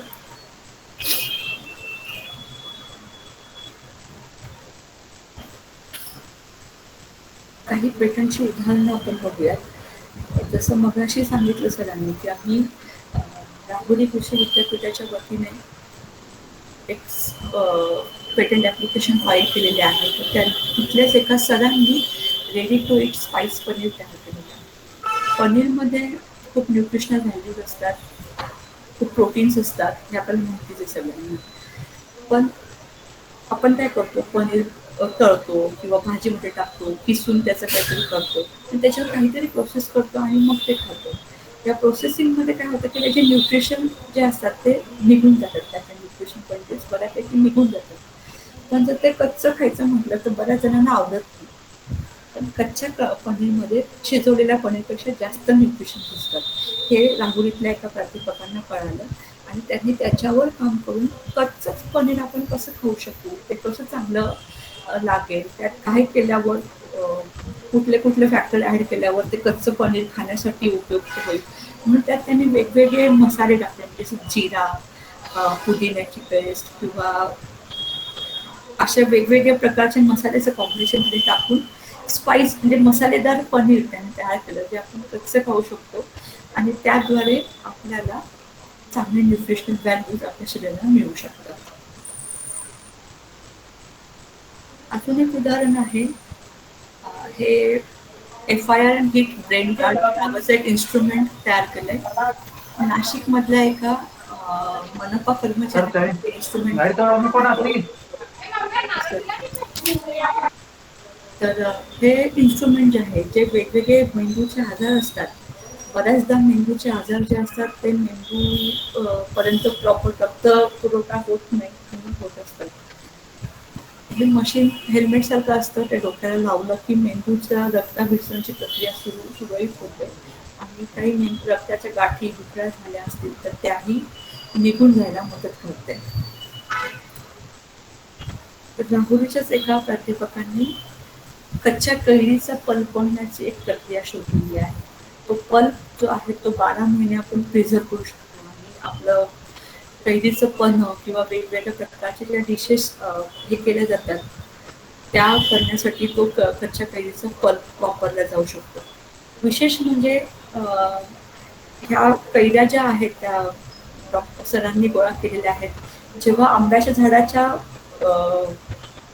हे काढतात, आंबे काढतात, त्यावेळेस बऱ्याचशा कैऱ्या वाया जातात आणि त्या रस्त्यावर फेकलेल्या असतात. त्यातल्या चांगल्या चांगल्या निवडून त्या कच्च्या कैऱ्यांपासून एक विशिष्ट पल्प असं बनवण्याची प्रक्रिया राहुरीच्या सरांनी डेव्हलप केलेली आहे.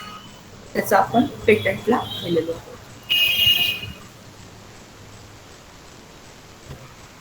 परत आमच्या पेटंटची काही उदाहरणं आहेत.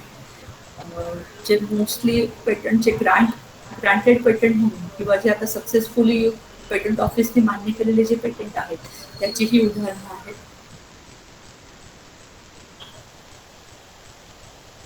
काही मुलांनी एनर्जी जनरेट करण्याचं एक पुण्यातल्या 2 मुलांनी पेटंट घेतलेलं आहे. जनरली आपले जे इलेक्ट्रिसिटी जनरेशनचे जे हे आहेत मोठे मोठे प्लांट्स, हायड्रो प्लांट्स किंवा कोळशापासून जे प्लांट्स असतात त्यांची इफिशियन्सी जी असते ते जवळ 50 ते 60% एवढी असते. पण ह्या मुलांनी तयार केलेली जी प्रक्रिया जर आपण वापरली किंवा त्या प्लॅन्टने वापरली तर त्यांची इफिशियन्सी 90 ते 95% वाढवता येऊ शकते. पंचकर्मासाठी वेगवेगळ्या आयुर्वेदिक पंचकर्म आपल्या सगळ्यांना माहितीच आहे, ज्यात आपण स्वेदन करतो किंवा मसाज करतो किंवा होमन आणि वेगवेगळ्या प्रकारच्या प्रक्रिया केल्या जातात. तर ह्या वेगवेगळ्या प्रक्रिया करण्यासाठी वेगवेगळे इन्स्ट्रुमेंट म्हणजे होमनसाठी वेगळं खुर्ची, मसाजसाठी वेगळा टेबल, स्वेदन किंवा वाफ घेण्यासाठी वेगळा टेबल असं पूर्वी असायचं. पण पुण्यातल्या एका व्यक्तीने पंचकर्म ऑल इन पण पंचकर्म युनिट एक तयार केलं, ज्यात पंचकर्माच्या ज्या वेगवेगळ्या बस्ती ट्रीटमेंट असेल किंवा ट्रॅक्शन ट्रीटमेंट असेल तर त्या सगळ्या ट्रीटमेंट पेशंटला एकाच ठिकाणी झोपून घेता येऊ शकतील अशा प्रकारचं इक्विपमेंट डिझाईन केलेलं आहे. या व्यक्तीने सुद्धा ऑस्ट्रेलियामध्ये पेटंट फाईल केलं आहे. ते आता भारतातलं पण पेटंट त्यांचं फायनल स्टेजमध्ये आहे. प्लस काही युकेच्या डॉक्टरांनी N100 मास्क तयार केलेला आहे.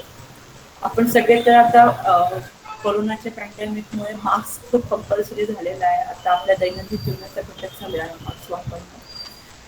तर जे भारतीय डॉक्टर आहेत ते सध्या युकेमध्ये काम करतात. त्यांनी N95 जे आता आपण त्याच्यापेक्षा पण एक स्टेप अहेड असा N100 नावाचा मास्क तयार केला आहे. वरचं चित्र तुम्हाला दिसेलच की त्यात फिल्टरची त्यांची इफिशियन्सी वाढते.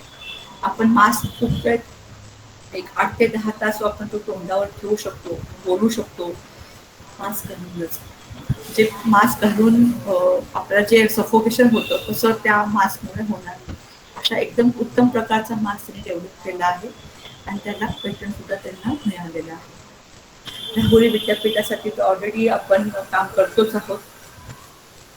पेरवण मधलं एक हॉस्पिटल आहे ज्यांनी आपल्या घरातल्या वेगवेगळ्या वस्तू डिसइन्फेक्ट करण्यासाठी मशीन तयार केलं आहे. इव्हन हॉस्पिटलमधल्या ज्या हँड ग्लोव्ज असतात किंवा ऑपरेशन थिएटरमधले जे काही इन्स्ट्रुमेंट असतात किंवा घरातल्या मोबाईल असो, चष्मा असो, घालून आपली पर्स, लॅपटॉप अशा वेगवेगळ्या वस्तू डिसइन्फेक्ट करण्यासाठीचं एक छोटंसं युनिट तयार केलेलं आहे. जे हायड्रोजन पेरॉक्साईडचं वाफ वापरून डिसइन्फेक्शन करू शकते. या डेरवनच्या हॉस्पिटलला सुद्धा या डिसइन्फेक्शन डिव्हाइससाठी पेटंट मिळालेलं आहे.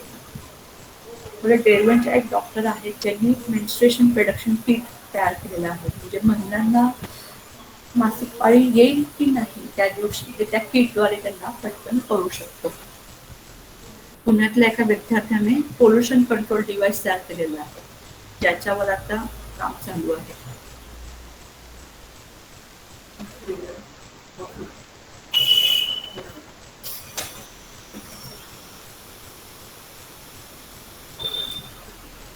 ऑब्जेक्ट काय आहे पेटंटचं, का करावं पेटंट, कशासाठी करावं, तुम्ही शोध केलाय, त्याच्यावर काम केलंय, तुम्ही तुमचं काम झालं, तुम्ही त्याच्यावर हे केलं, पण पेटंट कशाला घ्यायचं.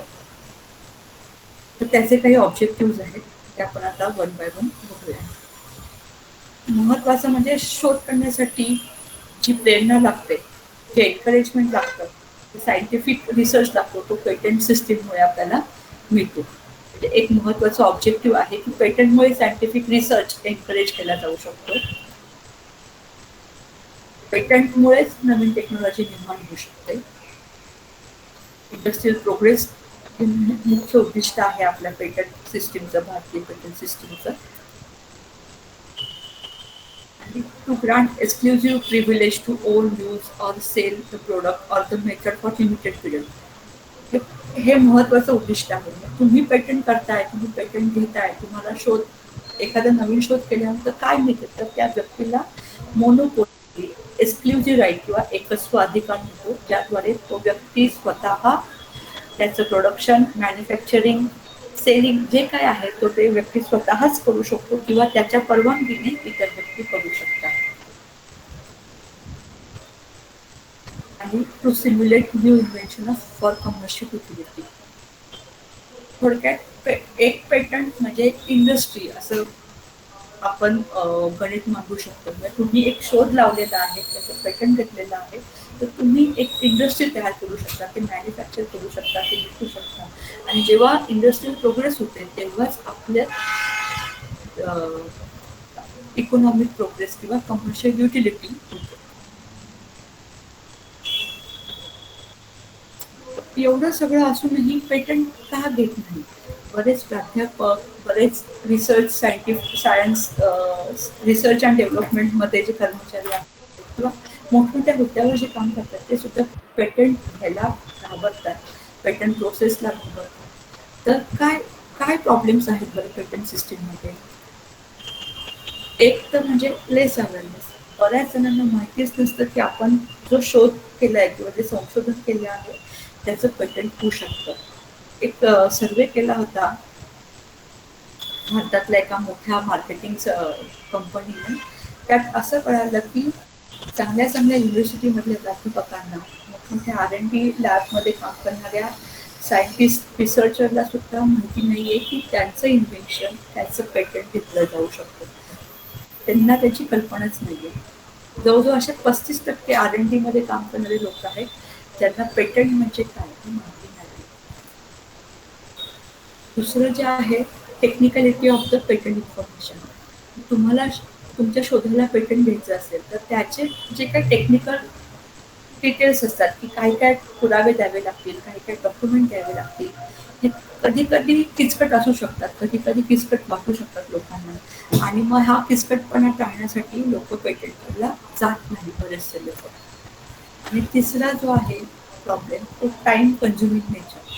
भारतामध्ये पेटंट मिळायला थोडासा उशीर लागू शकतो किंवा पूर्वी लागायचा अगदी 5 ते 6 वर्ष, 10 वर्षाचा कालावधी सुद्धा लागायचा एक पेटंट मिळण्यासाठी.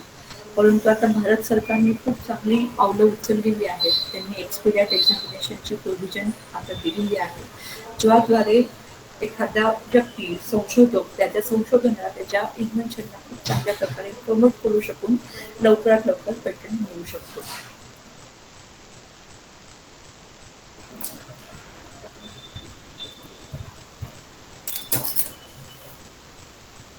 मला असं वाटतं की पेटंट म्हणजे काय, त्याचे क्रायटेरिया काय, कुठल्या अटी आहेत पेटंट मिळवण्यासाठी, आणि त्याची काही उदाहरणं आपण बघितली ती तुम्हाला समजली असतील असं मला वाटतं. आता जर आपल्याला एखाद्या संशोधनाला पेटंट घ्यायचं असेल, शोधाला पेटंट घ्यायचं असेल तर त्याची काय प्रोसेस आपल्याला करावी लागेल ते आपण बघूया. मेनली 4 भागामध्ये ती प्रोसेस विभागली जाते. पहिली स्टेप आहे ऍप्लिकेशन. आणि तुमच्या शोधासाठीचा अर्ज तुम्हाला पेटंट ऑफिसमध्ये करावा लागेल. त्या अर्जाचं नंतर पब्लिकेशन होईल. तो अर्ज वेबसाईटवर पब्लिश केला जाईल. नंतर त्याची एक्झामिनेशन म्हणजे त्याची छाननी होईल आणि प्लस त्याचं हे केलं जाईल, एक्झामिनेशन केलं जाईल. आणि नंतर मग त्याचं नोंदणी केली जाते किंवा रजिस्ट्रेशन केलं जातं. आपण हे सगळ्या प्रोसेस जे आहेत ते त्याचे छोटे छोटे पार्ट्स आहेत ते आपण बघूयात.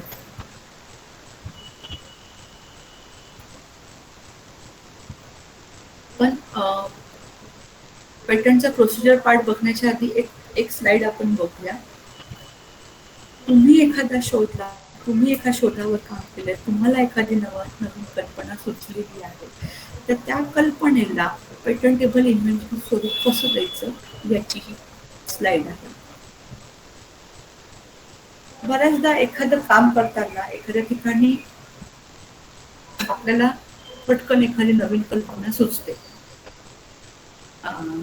जसं की कुठल्या तरी कंपनीमध्ये आपण एखाद्या प्रोडक्टवर काम करतोय, त्या प्रोडक्टमध्ये काहीतरी एन्हान्समेंटवर विचार करतोय आणि पटकन एखादी कल्पना सुचते, त्याला आपल्याला हिटिंग अप अन आयडिया असं आपण म्हणू शकतो. ती कल्पना सुचली आहे तुम्हाला, ती कल्पना खरंच चांगली आहे का, उपयुक्त आहे का, त्याच्याने लोकांचं कल्याण होणार आहे का, अशा प्रकारची कल्पना लोकांना माहिती आहे की नाही, ह्याची फिजिबिलिटी म्हणजे ती खरंच उपयुक्त आहे की नाही याचं फिजिबिलिटी चेक आपल्याला करावं लागेल.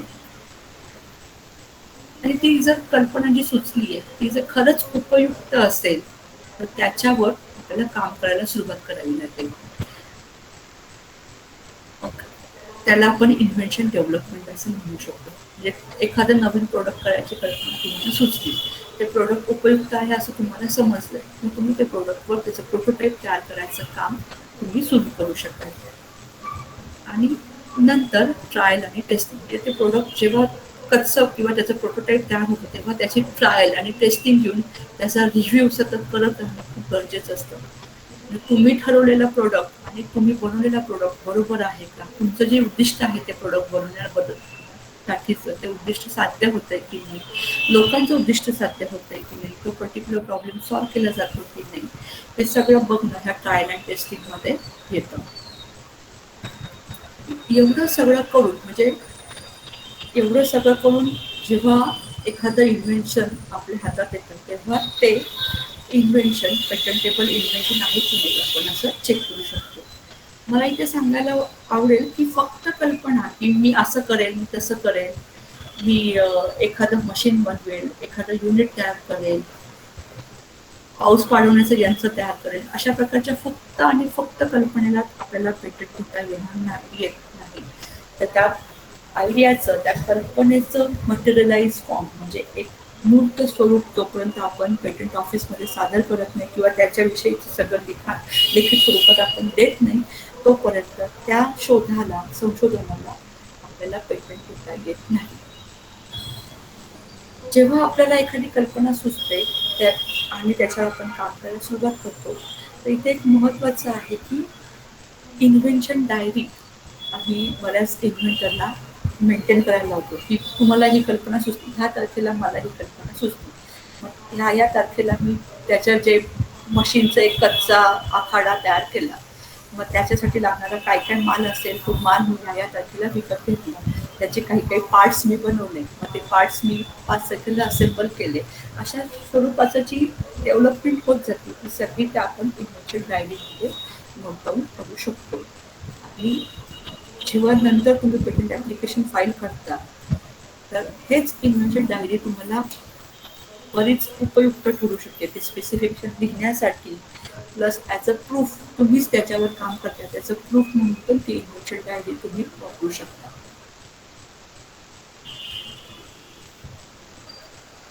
जो काही शोध आपल्याला आपण लावतोय तो कुठल्याही फील्डमधला शोध असू शकतो. म्हणजे अगदी ॲडव्हान्स नॅनो टेक्नॉलॉजी चिपमधला एखादा शोध असेल किंवा दैनंदिन जीवनातली एखादी गृहिणी सुद्धा छोटंसं एखादं घरगुती उपयुक्त उपकरण सुद्धा पेटंटमध्ये घेऊ शकेल.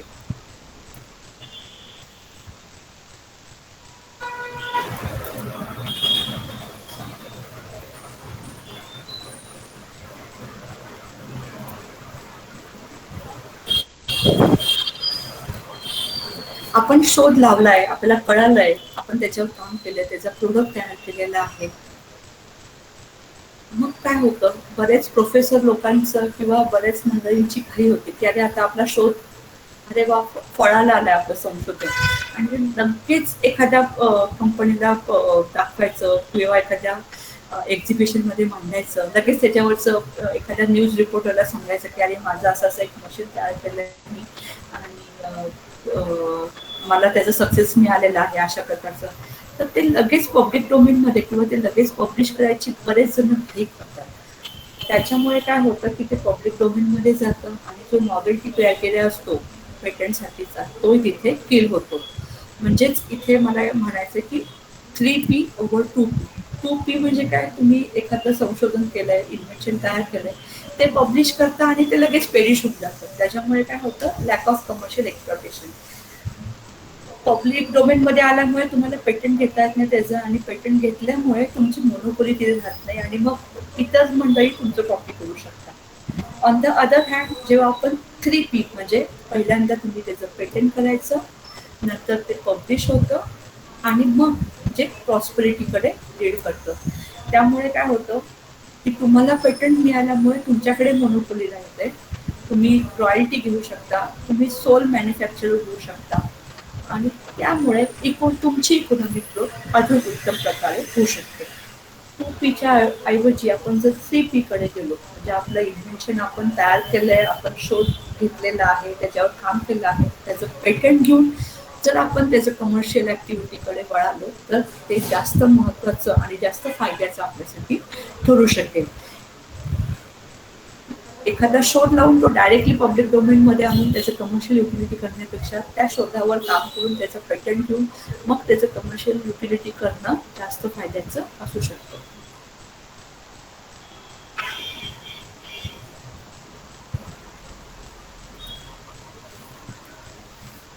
पेटंटची 3 क्रायटेरिया किंवा 3 अटी मी मगाशी सांगितल्या होत्या. त्यातली मुख्य अट होती नॉवेल्टी क्रायटेरिया. हे पेटंट नवीन आहे की नाहीये हे कसं ओळखायचं, तर त्यासाठी काही सर्च इंजिन असतात, काही टूल्स असतात आणि त्या सर्चला प्रायर आर्ट सर्च असं म्हटलं जातं. या प्रायर आर्ट सर्चमध्ये आपल्याला कळतं की ह्याच कल्पनेवर दुसरी कोणीही व्यक्ती जगभरात कुठेही काम करते आहे की नाही हे प्रायर आर्ट सर्च थ्रू आपल्याला कळतं. परत आपल्या फील्डमधल्या किंवा ह्या कल्पनेच्या संदर्भातले जे काही नवीन टेक्नॉलॉजीज किंवा ज्या काही एक्झिस्टिंग टेक्नॉलॉजीज आहेत त्या कुठल्या कुठल्या आहेत. समजा मी मेकॅनिकल फील्डमध्ये काम करायचं ठरवलं तर मेकॅनिकल फील्डमध्ये काय काय डेव्हलपमेंट होत आहेत, भारतात काय काय डेव्हलपमेंट आहे, चीनमध्ये काय चालू आहे, जपानमध्ये काय चालू आहे, ऑस्ट्रेलियामध्ये काय चालू आहे, हे सगळं प्रायर आर्ट सर्च करता येतं. आपण इतर कोणासारखं इन्व्हेन्शन तयार करत नाही आहोत ना, हे सुद्धा आपल्याला प्रायर आर्ट सर्च थ्रू कळून घेता येतं. असं म्हटलं जातं की एकाच कल्पनेवर, एकाच आयडियावर जगभरात अंदाजे 6 ते 7 व्यक्ती एका वेळी काम करू शकतात किंवा काम करत असतात. म्हणजे तुमच्या डोक्यात एखादं यंत्र बनवण्याची कल्पना सुचली असेल आणि तुम्ही ते यंत्र इथे भारतात बनवत असाल, भारतात महाराष्ट्रात बनवत असाल, तर जगातल्या दुसऱ्या कुठल्याही कोपऱ्यात रशियामध्ये पण एखादा इन्व्हेंटर त्याच धर्तीवर त्याच स्वरूपाचं दुसरं यंत्र पण बनवू शकतो. मग असं होतंय की नाही होतंय हे क्रॉस चेक करण्यासाठी काय सुविधा आहे, तो प्रायर आर्ट सर्च हे सुविधा आपल्याकडे उपलब्ध आहे. त्याद्वारे आपलं इन्व्हेन्शन नवीन आहे की नाही, आपण कोणाचं दुसऱ्याचं तर वापरत नाहीये की नाही, परत नवीन डेव्हलपमेंट, रिसेंट डेव्हलपमेंट काय आहेत आपल्या फील्डमधल्या, सगळं आपल्याला प्रायर आर्ट सर्च करू शकतो. एकदा तुमचा शोध लागलाय, तुम्ही प्रायर आर्ट सर्च करून तो नॉवेल्टी क्रायटेरिया सॅटिस्फाय करतोय असं समजलं की तुम्ही पेटंट ॲप्लिकेशन किंवा पेटंटचा अर्ज पेटंट ऑफिसमध्ये सादर करू शकता. पेटंट अर्ज सादर करण्यासाठी 2 मोड आहेत. एक आहे फिजिकल फायलिंग, तुम्ही प्रत्यक्षात तुमचा अर्ज पेटंट ऑफिसमध्ये देऊ शकता, किंवा इलेक्ट्रॉनिक फायलिंग. आजकाल इलेक्ट्रॉनिक सिग्नेचरच्या माध्यमातून ई-फायलिंगच्या मॉड्यूल थ्रू विशिष्ट फॉर्म ऑनलाईन भरून, विशिष्ट डॉक्युमेंट ऑनलाईन जोडून तुम्ही तुमचा अर्ज पेटंट ॲप्लिकेशन पेटंट ऑफिसमध्ये सादर करू शकता. आता तुमच्या शोधाचं ॲप्लिकेशन कोण करेल? Who can file patent application? तुम्हाला ॲप्लिकेशन फाईल करायचं आहे, पण कुठल्या पेटंट ऑफिसमध्ये करायचं आहे आणि कसं करायचं, त्यात कुठले कुठले डॉक्युमेंट जोडायचे आहेत, काय काय टाकायचं आहे, कुठले कुठले स्पेसिफिकेशन टाकायचे आहेत, हे सगळं आता आपण डिटेलमध्ये बघूया.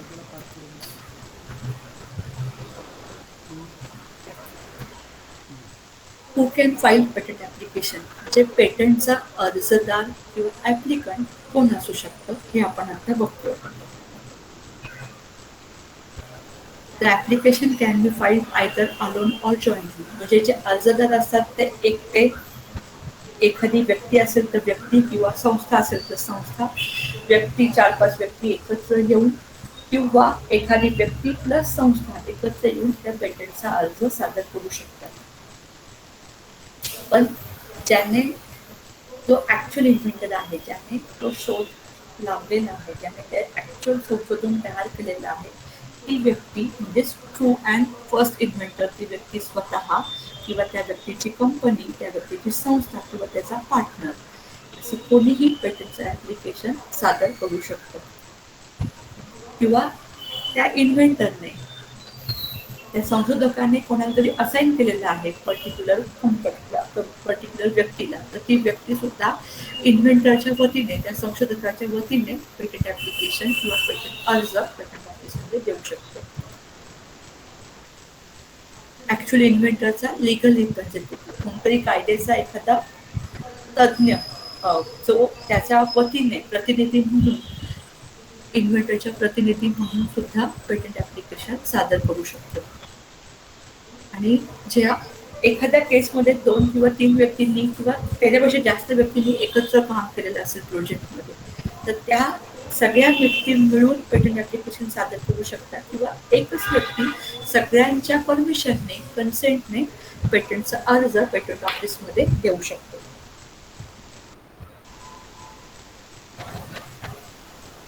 आता आपल्याला समजलं की पेटंटचा अर्जदार तर कोण असेल हे आपल्याला समजलं, पण कुठे पेटंट ऍप्लिकेशन फाईल करायचं ते आपण बघूया.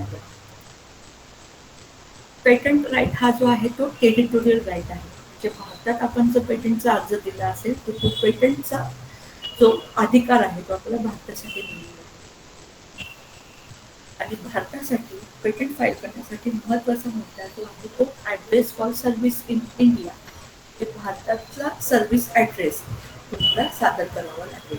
मग तो सर्व्हिस ऍड्रेस ऍप्लिकंटचा किंवा जो अर्जदार आहे त्याचा घरचा पत्ता असू शकतो किंवा त्याचा कार्यालयाचा पत्ता असू शकतो किंवा जिथे इन्व्हेन्शन किंवा संशोधन झालंय त्या संस्थेचा पत्ता, त्या जागेचा पत्ता सुद्धा आपण देऊ शकतो. आता राहुरी विद्यापीठाचं आपण उदाहरण घेऊया. राहुरी विद्यापीठातली संलग्न संस्था काही कोल्हापूरमध्ये आहेत, काही पुण्यामध्ये आहेत, काही इगतपुरीला आहेत. काहींचं काम जे आहे ते इगतपुरी कार्यालयात झालेलं आहे. पण आपण काय केलंय की राहुरी विद्यापीठाचा जो मुख्य ऍड्रेस आहे तोच ऍड्रेस फॉर सर्व्हिस आपण दिलेला आहे. किंवा जो ऍप्लिकंट जो आहे तो फॉरेन ऍप्लिकंट असेल, परदेशी असेल, त्याला भारतातला ऍड्रेस नसेल तर त्या केसमध्ये त्या व्यक्तीचा जो पेटंट एजंट आहे त्या एजंटचा ऍड्रेस सुद्धा ऍड्रेस फॉर सर्व्हिस म्हणून तो अर्जदार सादर करू शकतो.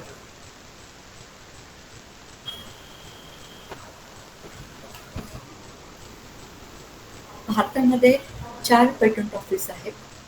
मुख्य ऑफिस किंवा हेड ऑफिस जे आहे पेटंट ऑफिसचं ते कलकत्ता रिजनला कलकत्तामध्ये आहे आणि चेन्नई, मुंबई, न्यू दिल्लीमध्ये त्याचे रिजनल ऑफिसेस आहेत. मुंबईमध्ये जे काही महाराष्ट्रामध्ये किंवा गुजरात, मध्य प्रदेश, गोवा, छत्तीसगड, युनियन टेरिटरीज ह्या भागातले जे काही संशोधन असतील किंवा संशोधक असतील तर ते त्यांचा पेटंटचा अर्ज मुंबई पेटंट ऑफिसमध्ये सादर करू शकते. उत्तर भागात, भारतातल्या उत्तर भागातले जे काही अर्जदार असतील किंवा तिथे कुठला शोध तयार केला असेल तर त्याचं सगळं जे फायलिंग जे होईल ते दिल्लीच्या पेटंट ऑफिसमध्ये होईल. दक्षिण भागातलं म्हणजे तामिळनाडू, आंध्र प्रदेश, कर्नाटक, केरळ या राज्यामधले जे काही इन्व्हेन्शन किंवा संशोधन असतील त्याचा पेटंटचा अर्ज चेन्नई पेटंट ऑफिसमध्ये होईल.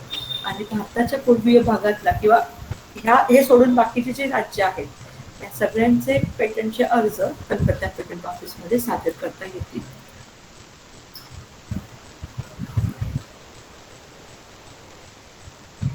आता आपण पेटंट कोण फाईल करू शकतो हे समजलं. कुठे फाईल करायचं पेटंट ऍप्लिकेशन किंवा पेटंटचा अर्ज कुठे सादर करायचा हे आपल्याला समजलं. आता पेटंटचा अर्ज आपल्याला कसा करायचा हे आपण जाणून घेऊया. पेटंटचा अर्ज करण्यासाठी काही फॉर्म्स, एक फॉर्म असतो म्हणजे पेटंट ग्रँट फॉर पेटंट ऍप्लिकेशनचा, म्हणजे त्याला फॉर्म 1 असं म्हटलं जातं. तो फॉर्म आपल्याला सबमिट करावा लागतो. त्याच्यामध्ये त्याचा इन्व्हेंटर कोण आहे, ऍप्लिकंट कोण आहे, त्यांचा ऍड्रेस काय आहे, त्याचं टायटल काय आहे हे द्यावं लागतं. परत आपला जो पेटंटचा अर्ज आहे तो त्या अर्जासोबत आपलं पेटंटचं स्पेसिफिकेशन आपल्याला द्यावं लागतं.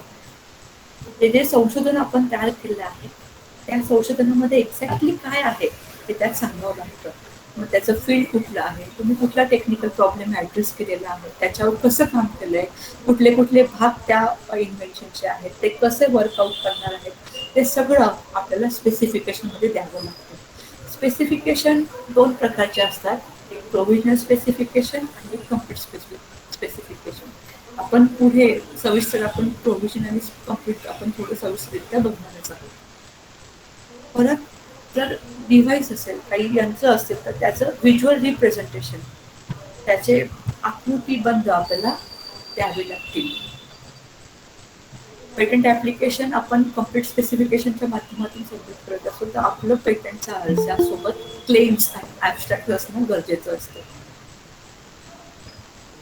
जनरली अर्जदार स्वतःचा पेटंट अर्ज फाईल करू शकतो, दाखल करू शकतो.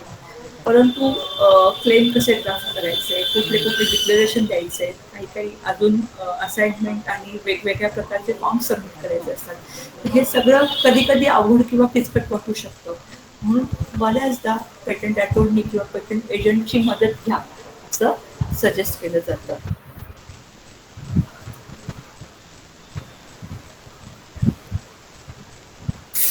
पेटंटचा अर्ज दाखल करण्यासाठी पेटंट स्पेसिफिकेशन मॅन्डेटरी असतं.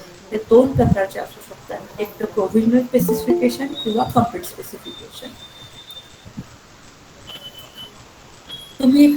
तुम्हाला एक कल्पना सुचली आहे, पण त्याचं पूर्ण मूर्त स्वरूप तुमच्या हातात नाही, पण त्या कल्पनेवर तुमचं शिक्कामोर्तब व्हायला पाहिजे की ह्या कल्पनेचं ही कल्पना पहिल्यांदा मला सुचली असं शिक्कामोर्तब व्हायला पाहिजे. या तारखेपासून मी त्या कल्पनेवर काम करतो, ती डेट तुम्हाला प्राप्त करायची असेल तर तुम्ही प्रोव्हिजनल स्पेसिफिकेशन सोबत पेटंट अर्ज दाखल करू शकता, ज्याच्याने तुम्हाला एक पर्टिक्युलर पिरियड मिळेल तुमच्या इन्व्हेन्शनला मूर्त स्वरूप देण्यासाठीचं. आणि तुमच्याकडे जर तुमचं इन्व्हेन्शन पूर्णपणे रेडी असेल, प्रोटोटाईप रेडी असेल, त्याचं फायनल व्हर्जन रेडी असेल, तर तुम्ही पेटंटचा अर्ज कम्प्लीट स्पेसिफिकेशन सोबत दाखल करू शकता. प्रोव्हिजन स्पेसिफिकेशन मध्ये काय की तुम्ही फक्त सांगणार की मला ही अशी कल्पना सुचली आहे, त्याचा स्कोप काय आहे, मी अशा प्रकारे काम करणार आहे. त्याच्यामुळे तुमची प्रायोरिटी डेट म्हणजे जर दोन व्यक्ती एकाच कल्पनेवर काम करत असतील, तुम्ही त्याचा प्रोव्हिजनल स्पेसिफिकेशन फाईल करून पेटंट ॲप्लिकेशन दाखल केलं असेल, तर तुम्हाला पहिला चान्स मिळतो पेटंट ॲप्लिकेशन फाईल करण्यासाठी किंवा पुढे जाण्यासाठी.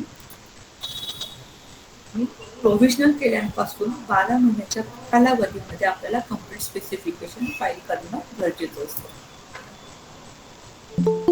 प्रोव्हिजनल स्पेसिफिकेशन जे आहे ते ऑप्शनल आहे.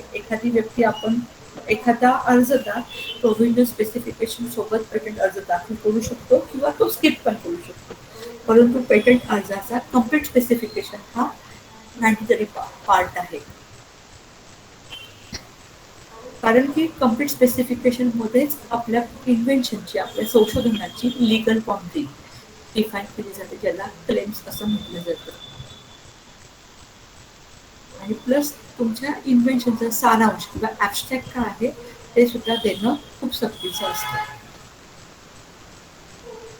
प्रोव्हिजनल स्पेसिफिकेशन फाईल केल्यानंतर फक्त प्रायोरिटी डेट ब्लॉक होते आणि तुम्हाला एक विशिष्ट कालावधीमध्ये प्रोडक्ट डेव्हलप करण्याचा चान्स मिळतो.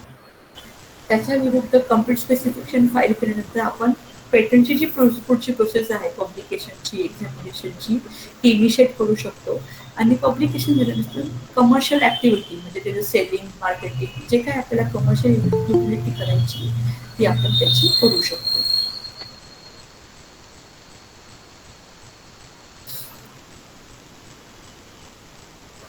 मेनली जेव्हा प्रोडक्ट इन्व्हेन्शन असतात किंवा प्रोडक्ट पेटंट असतात, तेव्हा त्यांच्यासोबत ड्रॉइंग देणं किंवा आकृत्या देणं कंपल्सरी असतं. तुम्ही एखादं यंत्र तयार केलेलं आहे, तर त्या यंत्राचे वेगवेगळे views, top view, side view, back view किंवा त्या प्रोसेसचा फ्लो चार्ट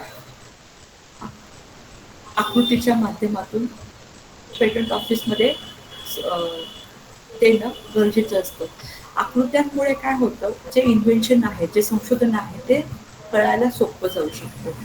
आता इथे काही आकृत्यांची किंवा पेटंट ड्रॉइंगची उदाहरणं इथे समोर स्क्रीनवर दिसत आहे. इथे मोठं जे डॉक्युमेंट आहे उजवीकडे ते ॲमेझॉनचं जे अलेक्सा पेटंटचं डॉक्युमेंट आहे त्यातलं ड्रॉइंगचं उदाहरण मी इथे तुम्हाला दाखवली आहे. किंवा आम्ही जे वेस्ट वॉटर ट्रीटमेंट जे पेटंट फाईल केलं होतं त्याच्यामध्ये जी आकृती दिली होती, जे ड्रॉइंग सबमिट केलं होतं त्याचं उदाहरण. किंवा एक इन्फेक्शन कंट्रोलसाठी हेड एन्क्लोजिंग डोक्यावर घालता येईल असं एक मास्क सारखं युनिट होतं, त्याचं ड्रॉइंग इथे दिसतंय. ड्रॉइंग हा पार्ट ऑप्शन असतो, पण यांत्रिक असतील, मेकॅनिकल किंवा इलेक्ट्रिकल असतील तर त्यासोबत ड्रॉइंग देणं कधीही सोयीचं पडू शकतं आणि सोपं पडू शकतं पेटंटच्या प्रोसेससाठी.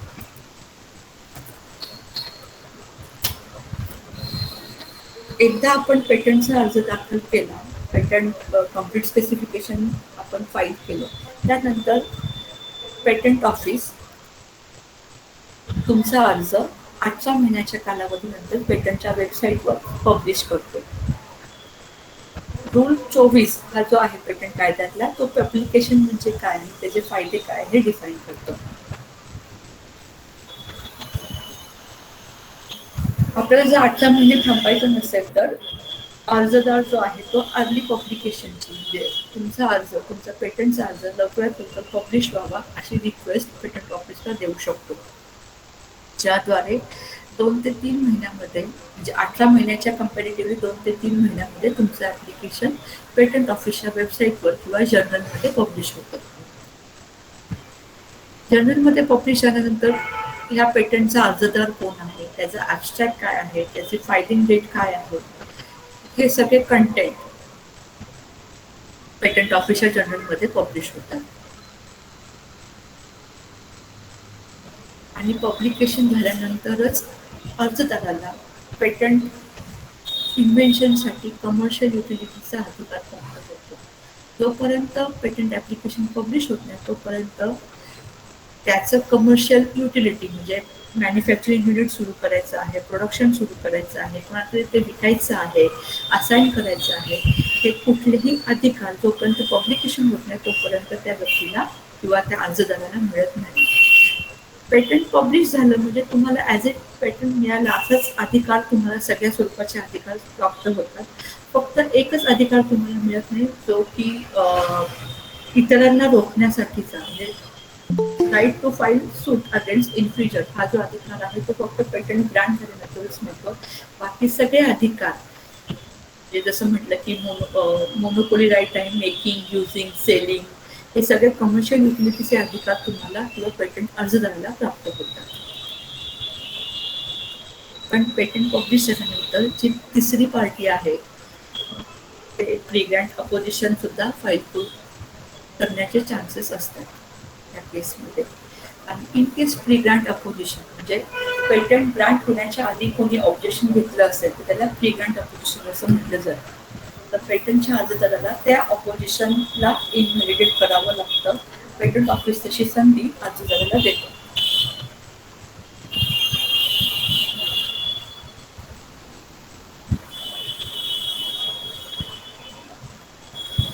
पेटंट फाईल केल्यानंतर किंवा पेटंटचा अर्ज सादर केल्यानंतर त्याचं पब्लिकेशन होतं आणि नंतर त्याचं परीक्षण होतं. पण इथे एक महत्त्वाचा मुद्दा आहे की पेटंटचं जे परीक्षण आहे ते फ्री पण नाही आहे आणि ते ऑटोमॅटिक पण नाही. म्हणजे पेटंटचा जो अर्जदार आहे त्याला एका विशिष्ट पिरियडमध्ये पेटंट एक्झामिनेशनची किंवा पेटंट परीक्षेची रिक्वेस्ट पेटंट ऑफिसमध्ये सादर करावी लागते. जर आपण अर्जदार पेटंट एक्झामिनेशन रिक्वेस्ट सादर करायचं विसरला किंवा राहून गेली तर त्या पेटंट ॲप्लिकेशनचं एक्झामिनेशन होणार नाही आणि ते पेटंट ॲप्लिकेशन रद्दबातल केलं जाऊ शकतं. अर्जदार जेव्हा पेटंट एक्झामिनेशन रिक्वेस्ट फाईल करतो तेव्हा पेटंट ऑफिसमधले जे एक्झामिनर अपॉइंट केलेले असतात ते आपला किंवा अर्जदाराच्या पेटंट ॲप्लिकेशनचं परीक्षण करतात आणि एक रिपोर्ट इश्यू केला जातो, त्याला फर्स्ट एक्झामिनेशन रिपोर्ट असं म्हटलं जातं. इथे एक सॅम्पल एक्झामिनेशन रिपोर्ट मी स्क्रीनवर दाखवला आहे. त्या एक्झामिनेशन रिपोर्टमध्ये application number, date of filing, ॲप्लिकंटचे डिटेल्स असतात. प्लस जसं मगाशी आपण बघितलं अटी आहेत पेटंटसाठीच्या किंवा criterias of patentability novelty, inventive step आणि इंडस्ट्रियल ॲप्लिकेबिलिटी त्या चेक केल्या जातात. सेक्शन 3 आणि सेक्शन 4 मध्ये ते पेटंट येते की नाही येते ते चेक केलं जातं. युनिटी ऑफ इन्व्हेन्शन आहे की नाही ते चेक केलं जातं. सफिशियन्सी ऑफ डिस्क्लोजर म्हणजे आपलं इन्व्हेन्शन पूर्णपणे डिस्क्लोज केलंय की नाही ते चेक केलं जातं. आणि प्लस काही भारताबाहेर किंवा इतर ठिकाणी त्याचा रेफरन्स कुठे मिळतोय की नाही तेही चेक केलं जातं. तुम्ही स्क्रीनवर बघू शकाल की novelty claims 1 to 8 yes, inventive step no, industry applicative yes, असं इथे थोडक्यात म्हटलं जातं. प्लस आपल्या स्पेसिफिकेशनमध्ये काही डिफिशियन्सी असतील, काही कमतरता राहिल्या असतील तर त्या कमतरता सुद्धा पेटंट एक्झामिनर खाली लिस्ट आउट करतात. परत डायराट सर्चमध्ये जसे आपण काही सिमिलर डॉक्युमेंट मिळवलेले असतात तसं जगभरात ह्या इन्व्हेन्शनवर कोण काम करतं की नाही अशा प्रकारचा एक सर्च एक्झामिनरच्या साईटवर पण केला जातो. आणि त्यात काही डॉक्युमेंट साईट झाले असतील आयदर पेटंटेड किंवा नॉन पेटंटेड अशा सगळ्या डॉक्युमेंटची लिस्ट ह्या एक्झामिनेशनच्या एक्झामिनेशन रिपोर्टमध्ये मेन्शन केलेली असते. ॲप्लिकंटला किंवा अर्जदाराला जेव्हा FER मिळतो तेव्हा 6 महिन्याच्या आतमध्ये त्या एक्झामिनेशन रिपोर्टला अर्जदाराला रिस्पॉन्ड करावं लागतं. मग त्यात एक्झामिनेशन रिपोर्टमध्ये जे डॉक्युमेंट साईट झालेले असेल त्याची तुलना की ह्या इन्व्हेन्शनमध्ये काय आहे आणि तुमच्या इन्व्हेन्शनमध्ये काय आहे याचे पर्टिक्युलर डिफरन्सेस तुमचं इन्व्हेन्शन त्या साईटेड डॉक्युमेंटपेक्षा कसं वेगळं आहे याची माहिती त्या लिखित स्वरूपात आपल्याला द्यावी लागते. प्लस आपलं युनिकनेस काय आहे ते हायलाईट करून त्यांना सांगावं लागतं. आपण आपल्या एखादा सिमिलर पार्ट सापडला आहे सायटेड डॉक्युमेंटमध्ये तर आपण आपलं इन्व्हेन्शन थोडंसं अमेंड करू शकतो, पण स्कोपमध्ये आपण अमेंड करू शकतो. अशा प्रकारे म्हणजे अमेंडमेंट, क्लेम अमेंड करून आणि आर्ग्युमेंट म्हणजे त्यांनी जे काही दिलेले आहेत त्याची तुलनात्मक अभ्यास आपण एक्झामिनरला सादर करू शकतो. आणि हे सगळं झाल्यानंतर एक्झामिनेशनचा रिपोर्टचा रिप्लाय अर्जदारांनी जेव्हा देतो त्यानंतर एक्झामिनर हिअरिंगची संधी किंवा फेस टू फेस इंटरॅक्शनची संधी ॲप्लिकंटला देतो.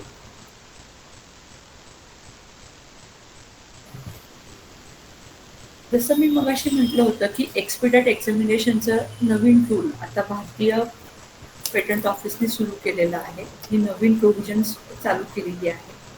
आपण कुठल्याही अर्जदारांनी पेटंटचा अर्ज कार्यालयात सादर केल्यानंतर एक विशिष्ट क्यू दिली जाते पेटंट एक्झामिनेशनसाठी.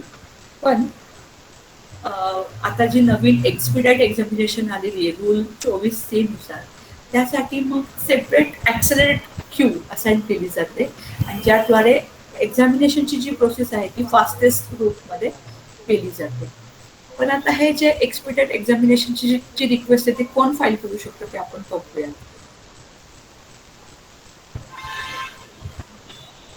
भारतातले जे ॲप्लिकंट आहेत जे परदेशात किंवा इंटरनॅशनल ॲप्लिकेशनसाठी PCT ॲप्लिकेशनसाठी केलेत आणि त्यांनी भारतालाच ISA म्हणजे इंटरनॅशनल सर्चिंग ऑथॉरिटी असं चॉईस केलेलं आहे किंवा इंटरनॅशनल प्रिलिमिनरी ऑथॉरिटी असं चूज केलेलं आहे अशा ॲप्लिकंटसाठी एक्सपिडाइट एक्झामिनेशनची प्रोव्हिजन आहे.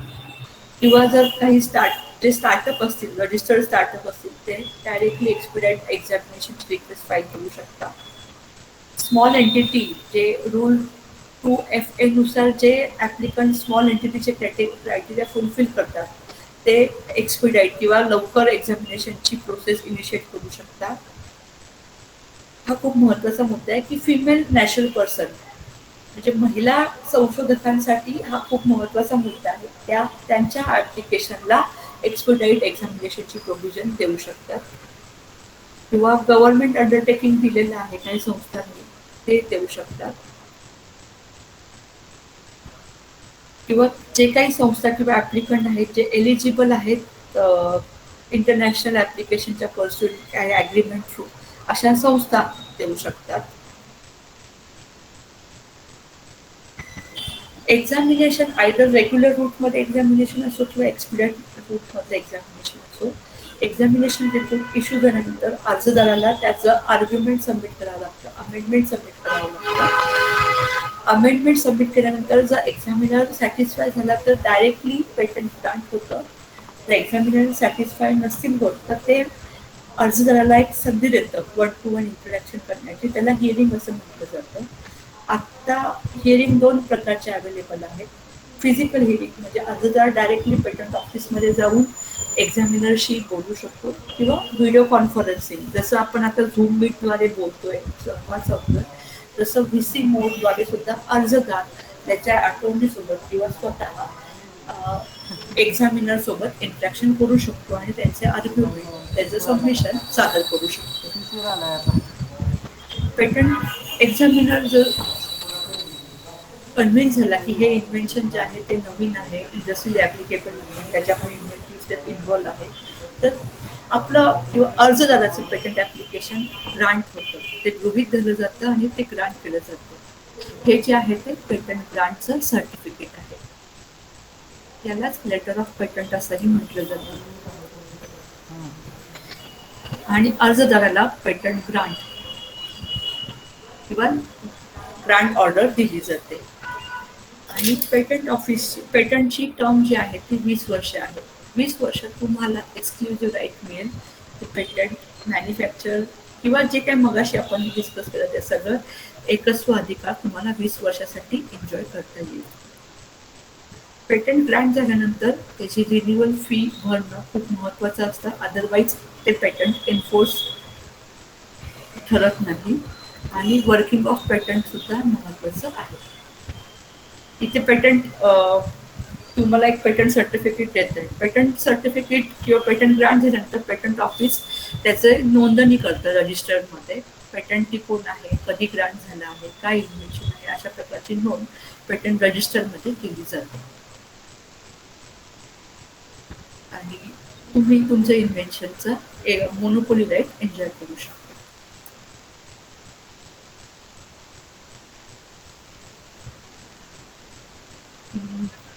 मला असं वाटतं की पेटंट म्हणजे काय, कशाला पेटंट घेता येतं आणि पेटंटची प्रोसेस काय आहे हे बऱ्यापैकी मी कव्हर केलं आहे. कोणाला काही शंका असतील तर ते विचारू शकता.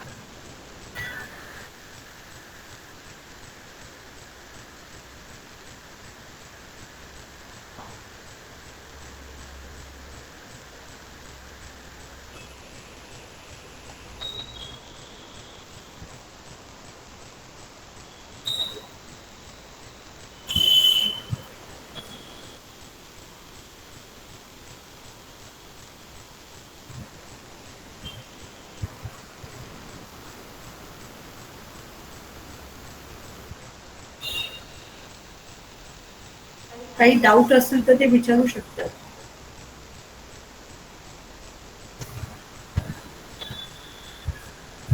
दीड तास म्हणता म्हणता 2 तास मॅडम बोलल्या. अतिशय छान झालं लेक्चर. शंका नसतील मला काय असं वाटतं.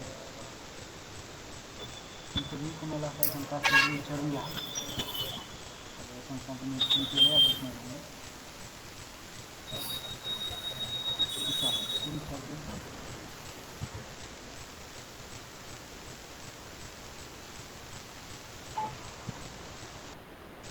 निखिल लोखंडे.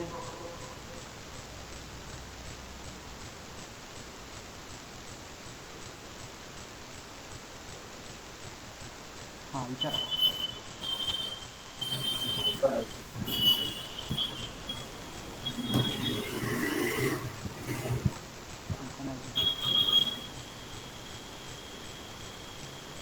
बजरंग पवार. हा सर. हॅलो हां विचारा. मॅडम. हॅलो. हां खाद्यतेलाचं जे पेटंट आता खाद्यतेला जे मार्केटला अवेलेबल आहे त्याचं पेटंट घेतलं जातं का, हा एक प्रश्न आहे माझा. आणि आमच्या कडेगाव तालुक्यामध्ये ड्रॅगन फ्रूटचं आता जरा लागवड म्हणजे वाढायला लागले क्षेत्र. आणि त्याच्यापासून जे पावडर वगैरे जे तयार केलं म्हणजे कुठं अवेलेबल कंपन्या आहेत तिथं काही पेटंट त्याचं मिळणार का, ते म्हणजे शुगर फ्री वगैरे असं काही पावडरचं वगैरे पेटंट मिळू शकते का त्याला? म्हणजे तुमच्या दोन्ही प्रोडक्टचं पेटंट आपण घेऊ शकू. जे आपण क्रायटेरिया मगाशी बघितल्या नॉवेल्टी, इन्व्हेंटिव्ह स्टेप आणि इंडस्ट्रियल ॲप्लिकेशन. ह्या जर क्रायटेरिया फुलफिल केल्या कुठल्याही संशोधनाने किंवा त्या पर्टिक्युलर प्रोडक्टने, मग ते प्रोडक्ट फूड रिलेटेड असो किंवा नसो, त्याचं काही हे करत नाही. जसं आपण मगाशी बघितलं रागी वॉलनट सूपचं पण पेटंट घेतलं, किंवा त्या हर्बल ग्रोथ प्रमोटरचं पण पेटंट घेतलं गेलेलं आहे. कारण की तो संशोधन उपयुक्त आहे, नवीन आहे, आणि जे मगाशी क्रायटेरिया बघितले ते आपण करू शकत असो, फुलफिल केले तर त्या दोन्हींचं पण आपण पेटंट घेऊ शकतो. मॅडम दुसरं एक असं आहे, हॅलो, आज मार्केटला जे तेल मिळालं जातं का नाही, ते मग आज शेंगदाण्याची किंमत आहे जवळजवळ 150 रुपये किलो, आणि इकडे 150 रुपयानं आपल्याला तेल कसं काय मिळतं? शेंगदाण्यापासून तेल पडायला कमीत कमी एक 3 ते 4 किलो तर साधारण लागतं ना. मग हे पेटेंटद्वारे मार्केटला अवेलेबल खाद्यतेल होतंय ना उपलब्ध? आपल्याला ते चेक करावं लागेल की अशा हा प्रकारचे पेटंट आहेत की नाही, ते चेक करावं लागेल आपल्याला. हा हा जेव्हा खूप मोठ्या प्रमाणात हे केलं जातं, मॅन्युफॅक्चरिंग केलं जातं किंवा प्रोसेसिंग केलं जातं, तेव्हा ती कॉस्ट कमी होते. म्हणजे तुम्ही जर म्हटलं की 1 किलो शेंगदाण्यापासून एक तेल काढायचं, तर ती प्रक्रिया, आणि तेच जेव्हा आपण टर्नांमध्ये काम करतो तेव्हा ती प्रक्रिया खूप सोपी होऊ शकते, असं होतं. ओके, जेव्हा लार्ज स्केलवर प्रोडक्शन होतं तेव्हा ती प्रक्रियेचं त्याचं कॉस्ट म्हणजे प्रोडक्शन कॉस्ट कमी होते त्या केसमध्ये, असं होतं. चालेल, ओके, थँक्यू मॅम.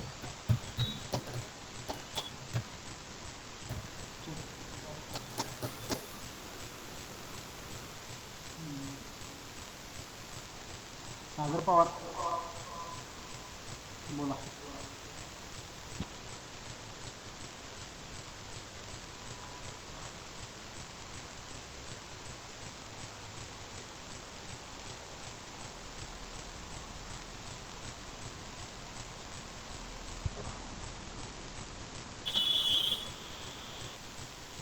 सचिन कोळी.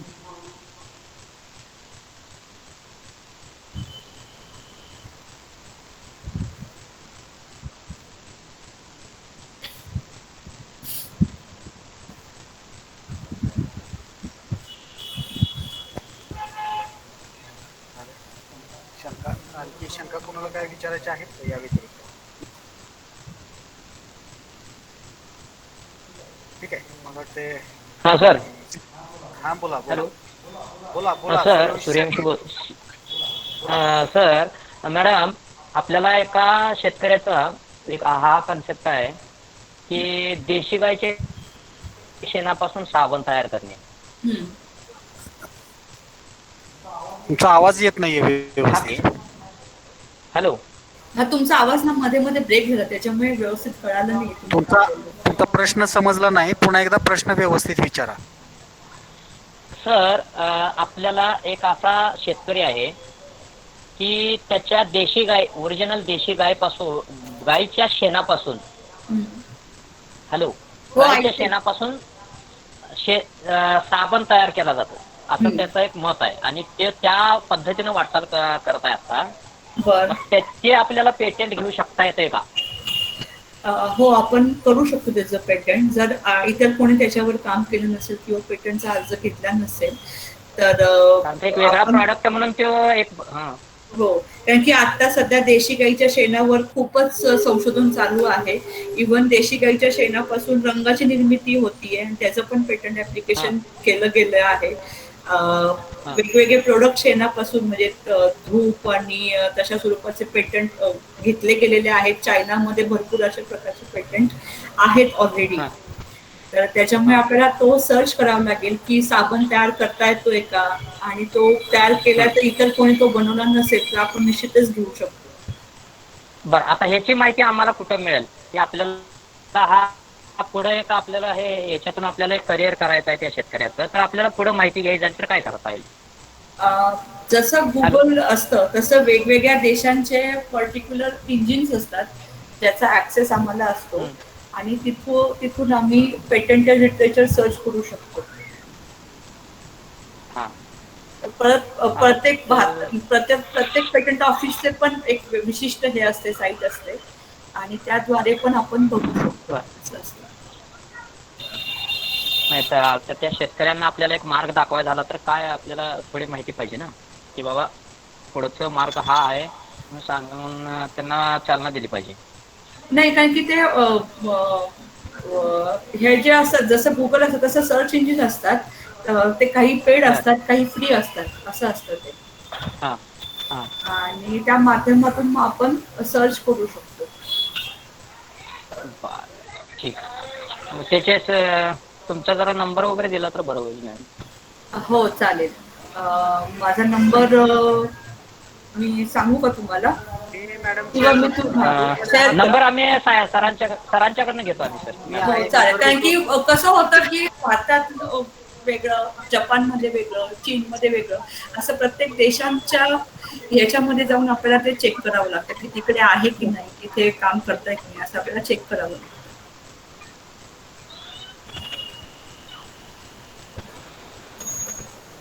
Okay okay okay, thank you madam. आणखी कुणाला विचारायचे आहेत काय प्रश्न किंवा तुमच्या शंका वगैरे काय असतील तर? बर. ठीक बर, आहे. ठीक आहे. आम्ही सरांच्याकडून घेतो तुमचा नंबर. आणि काय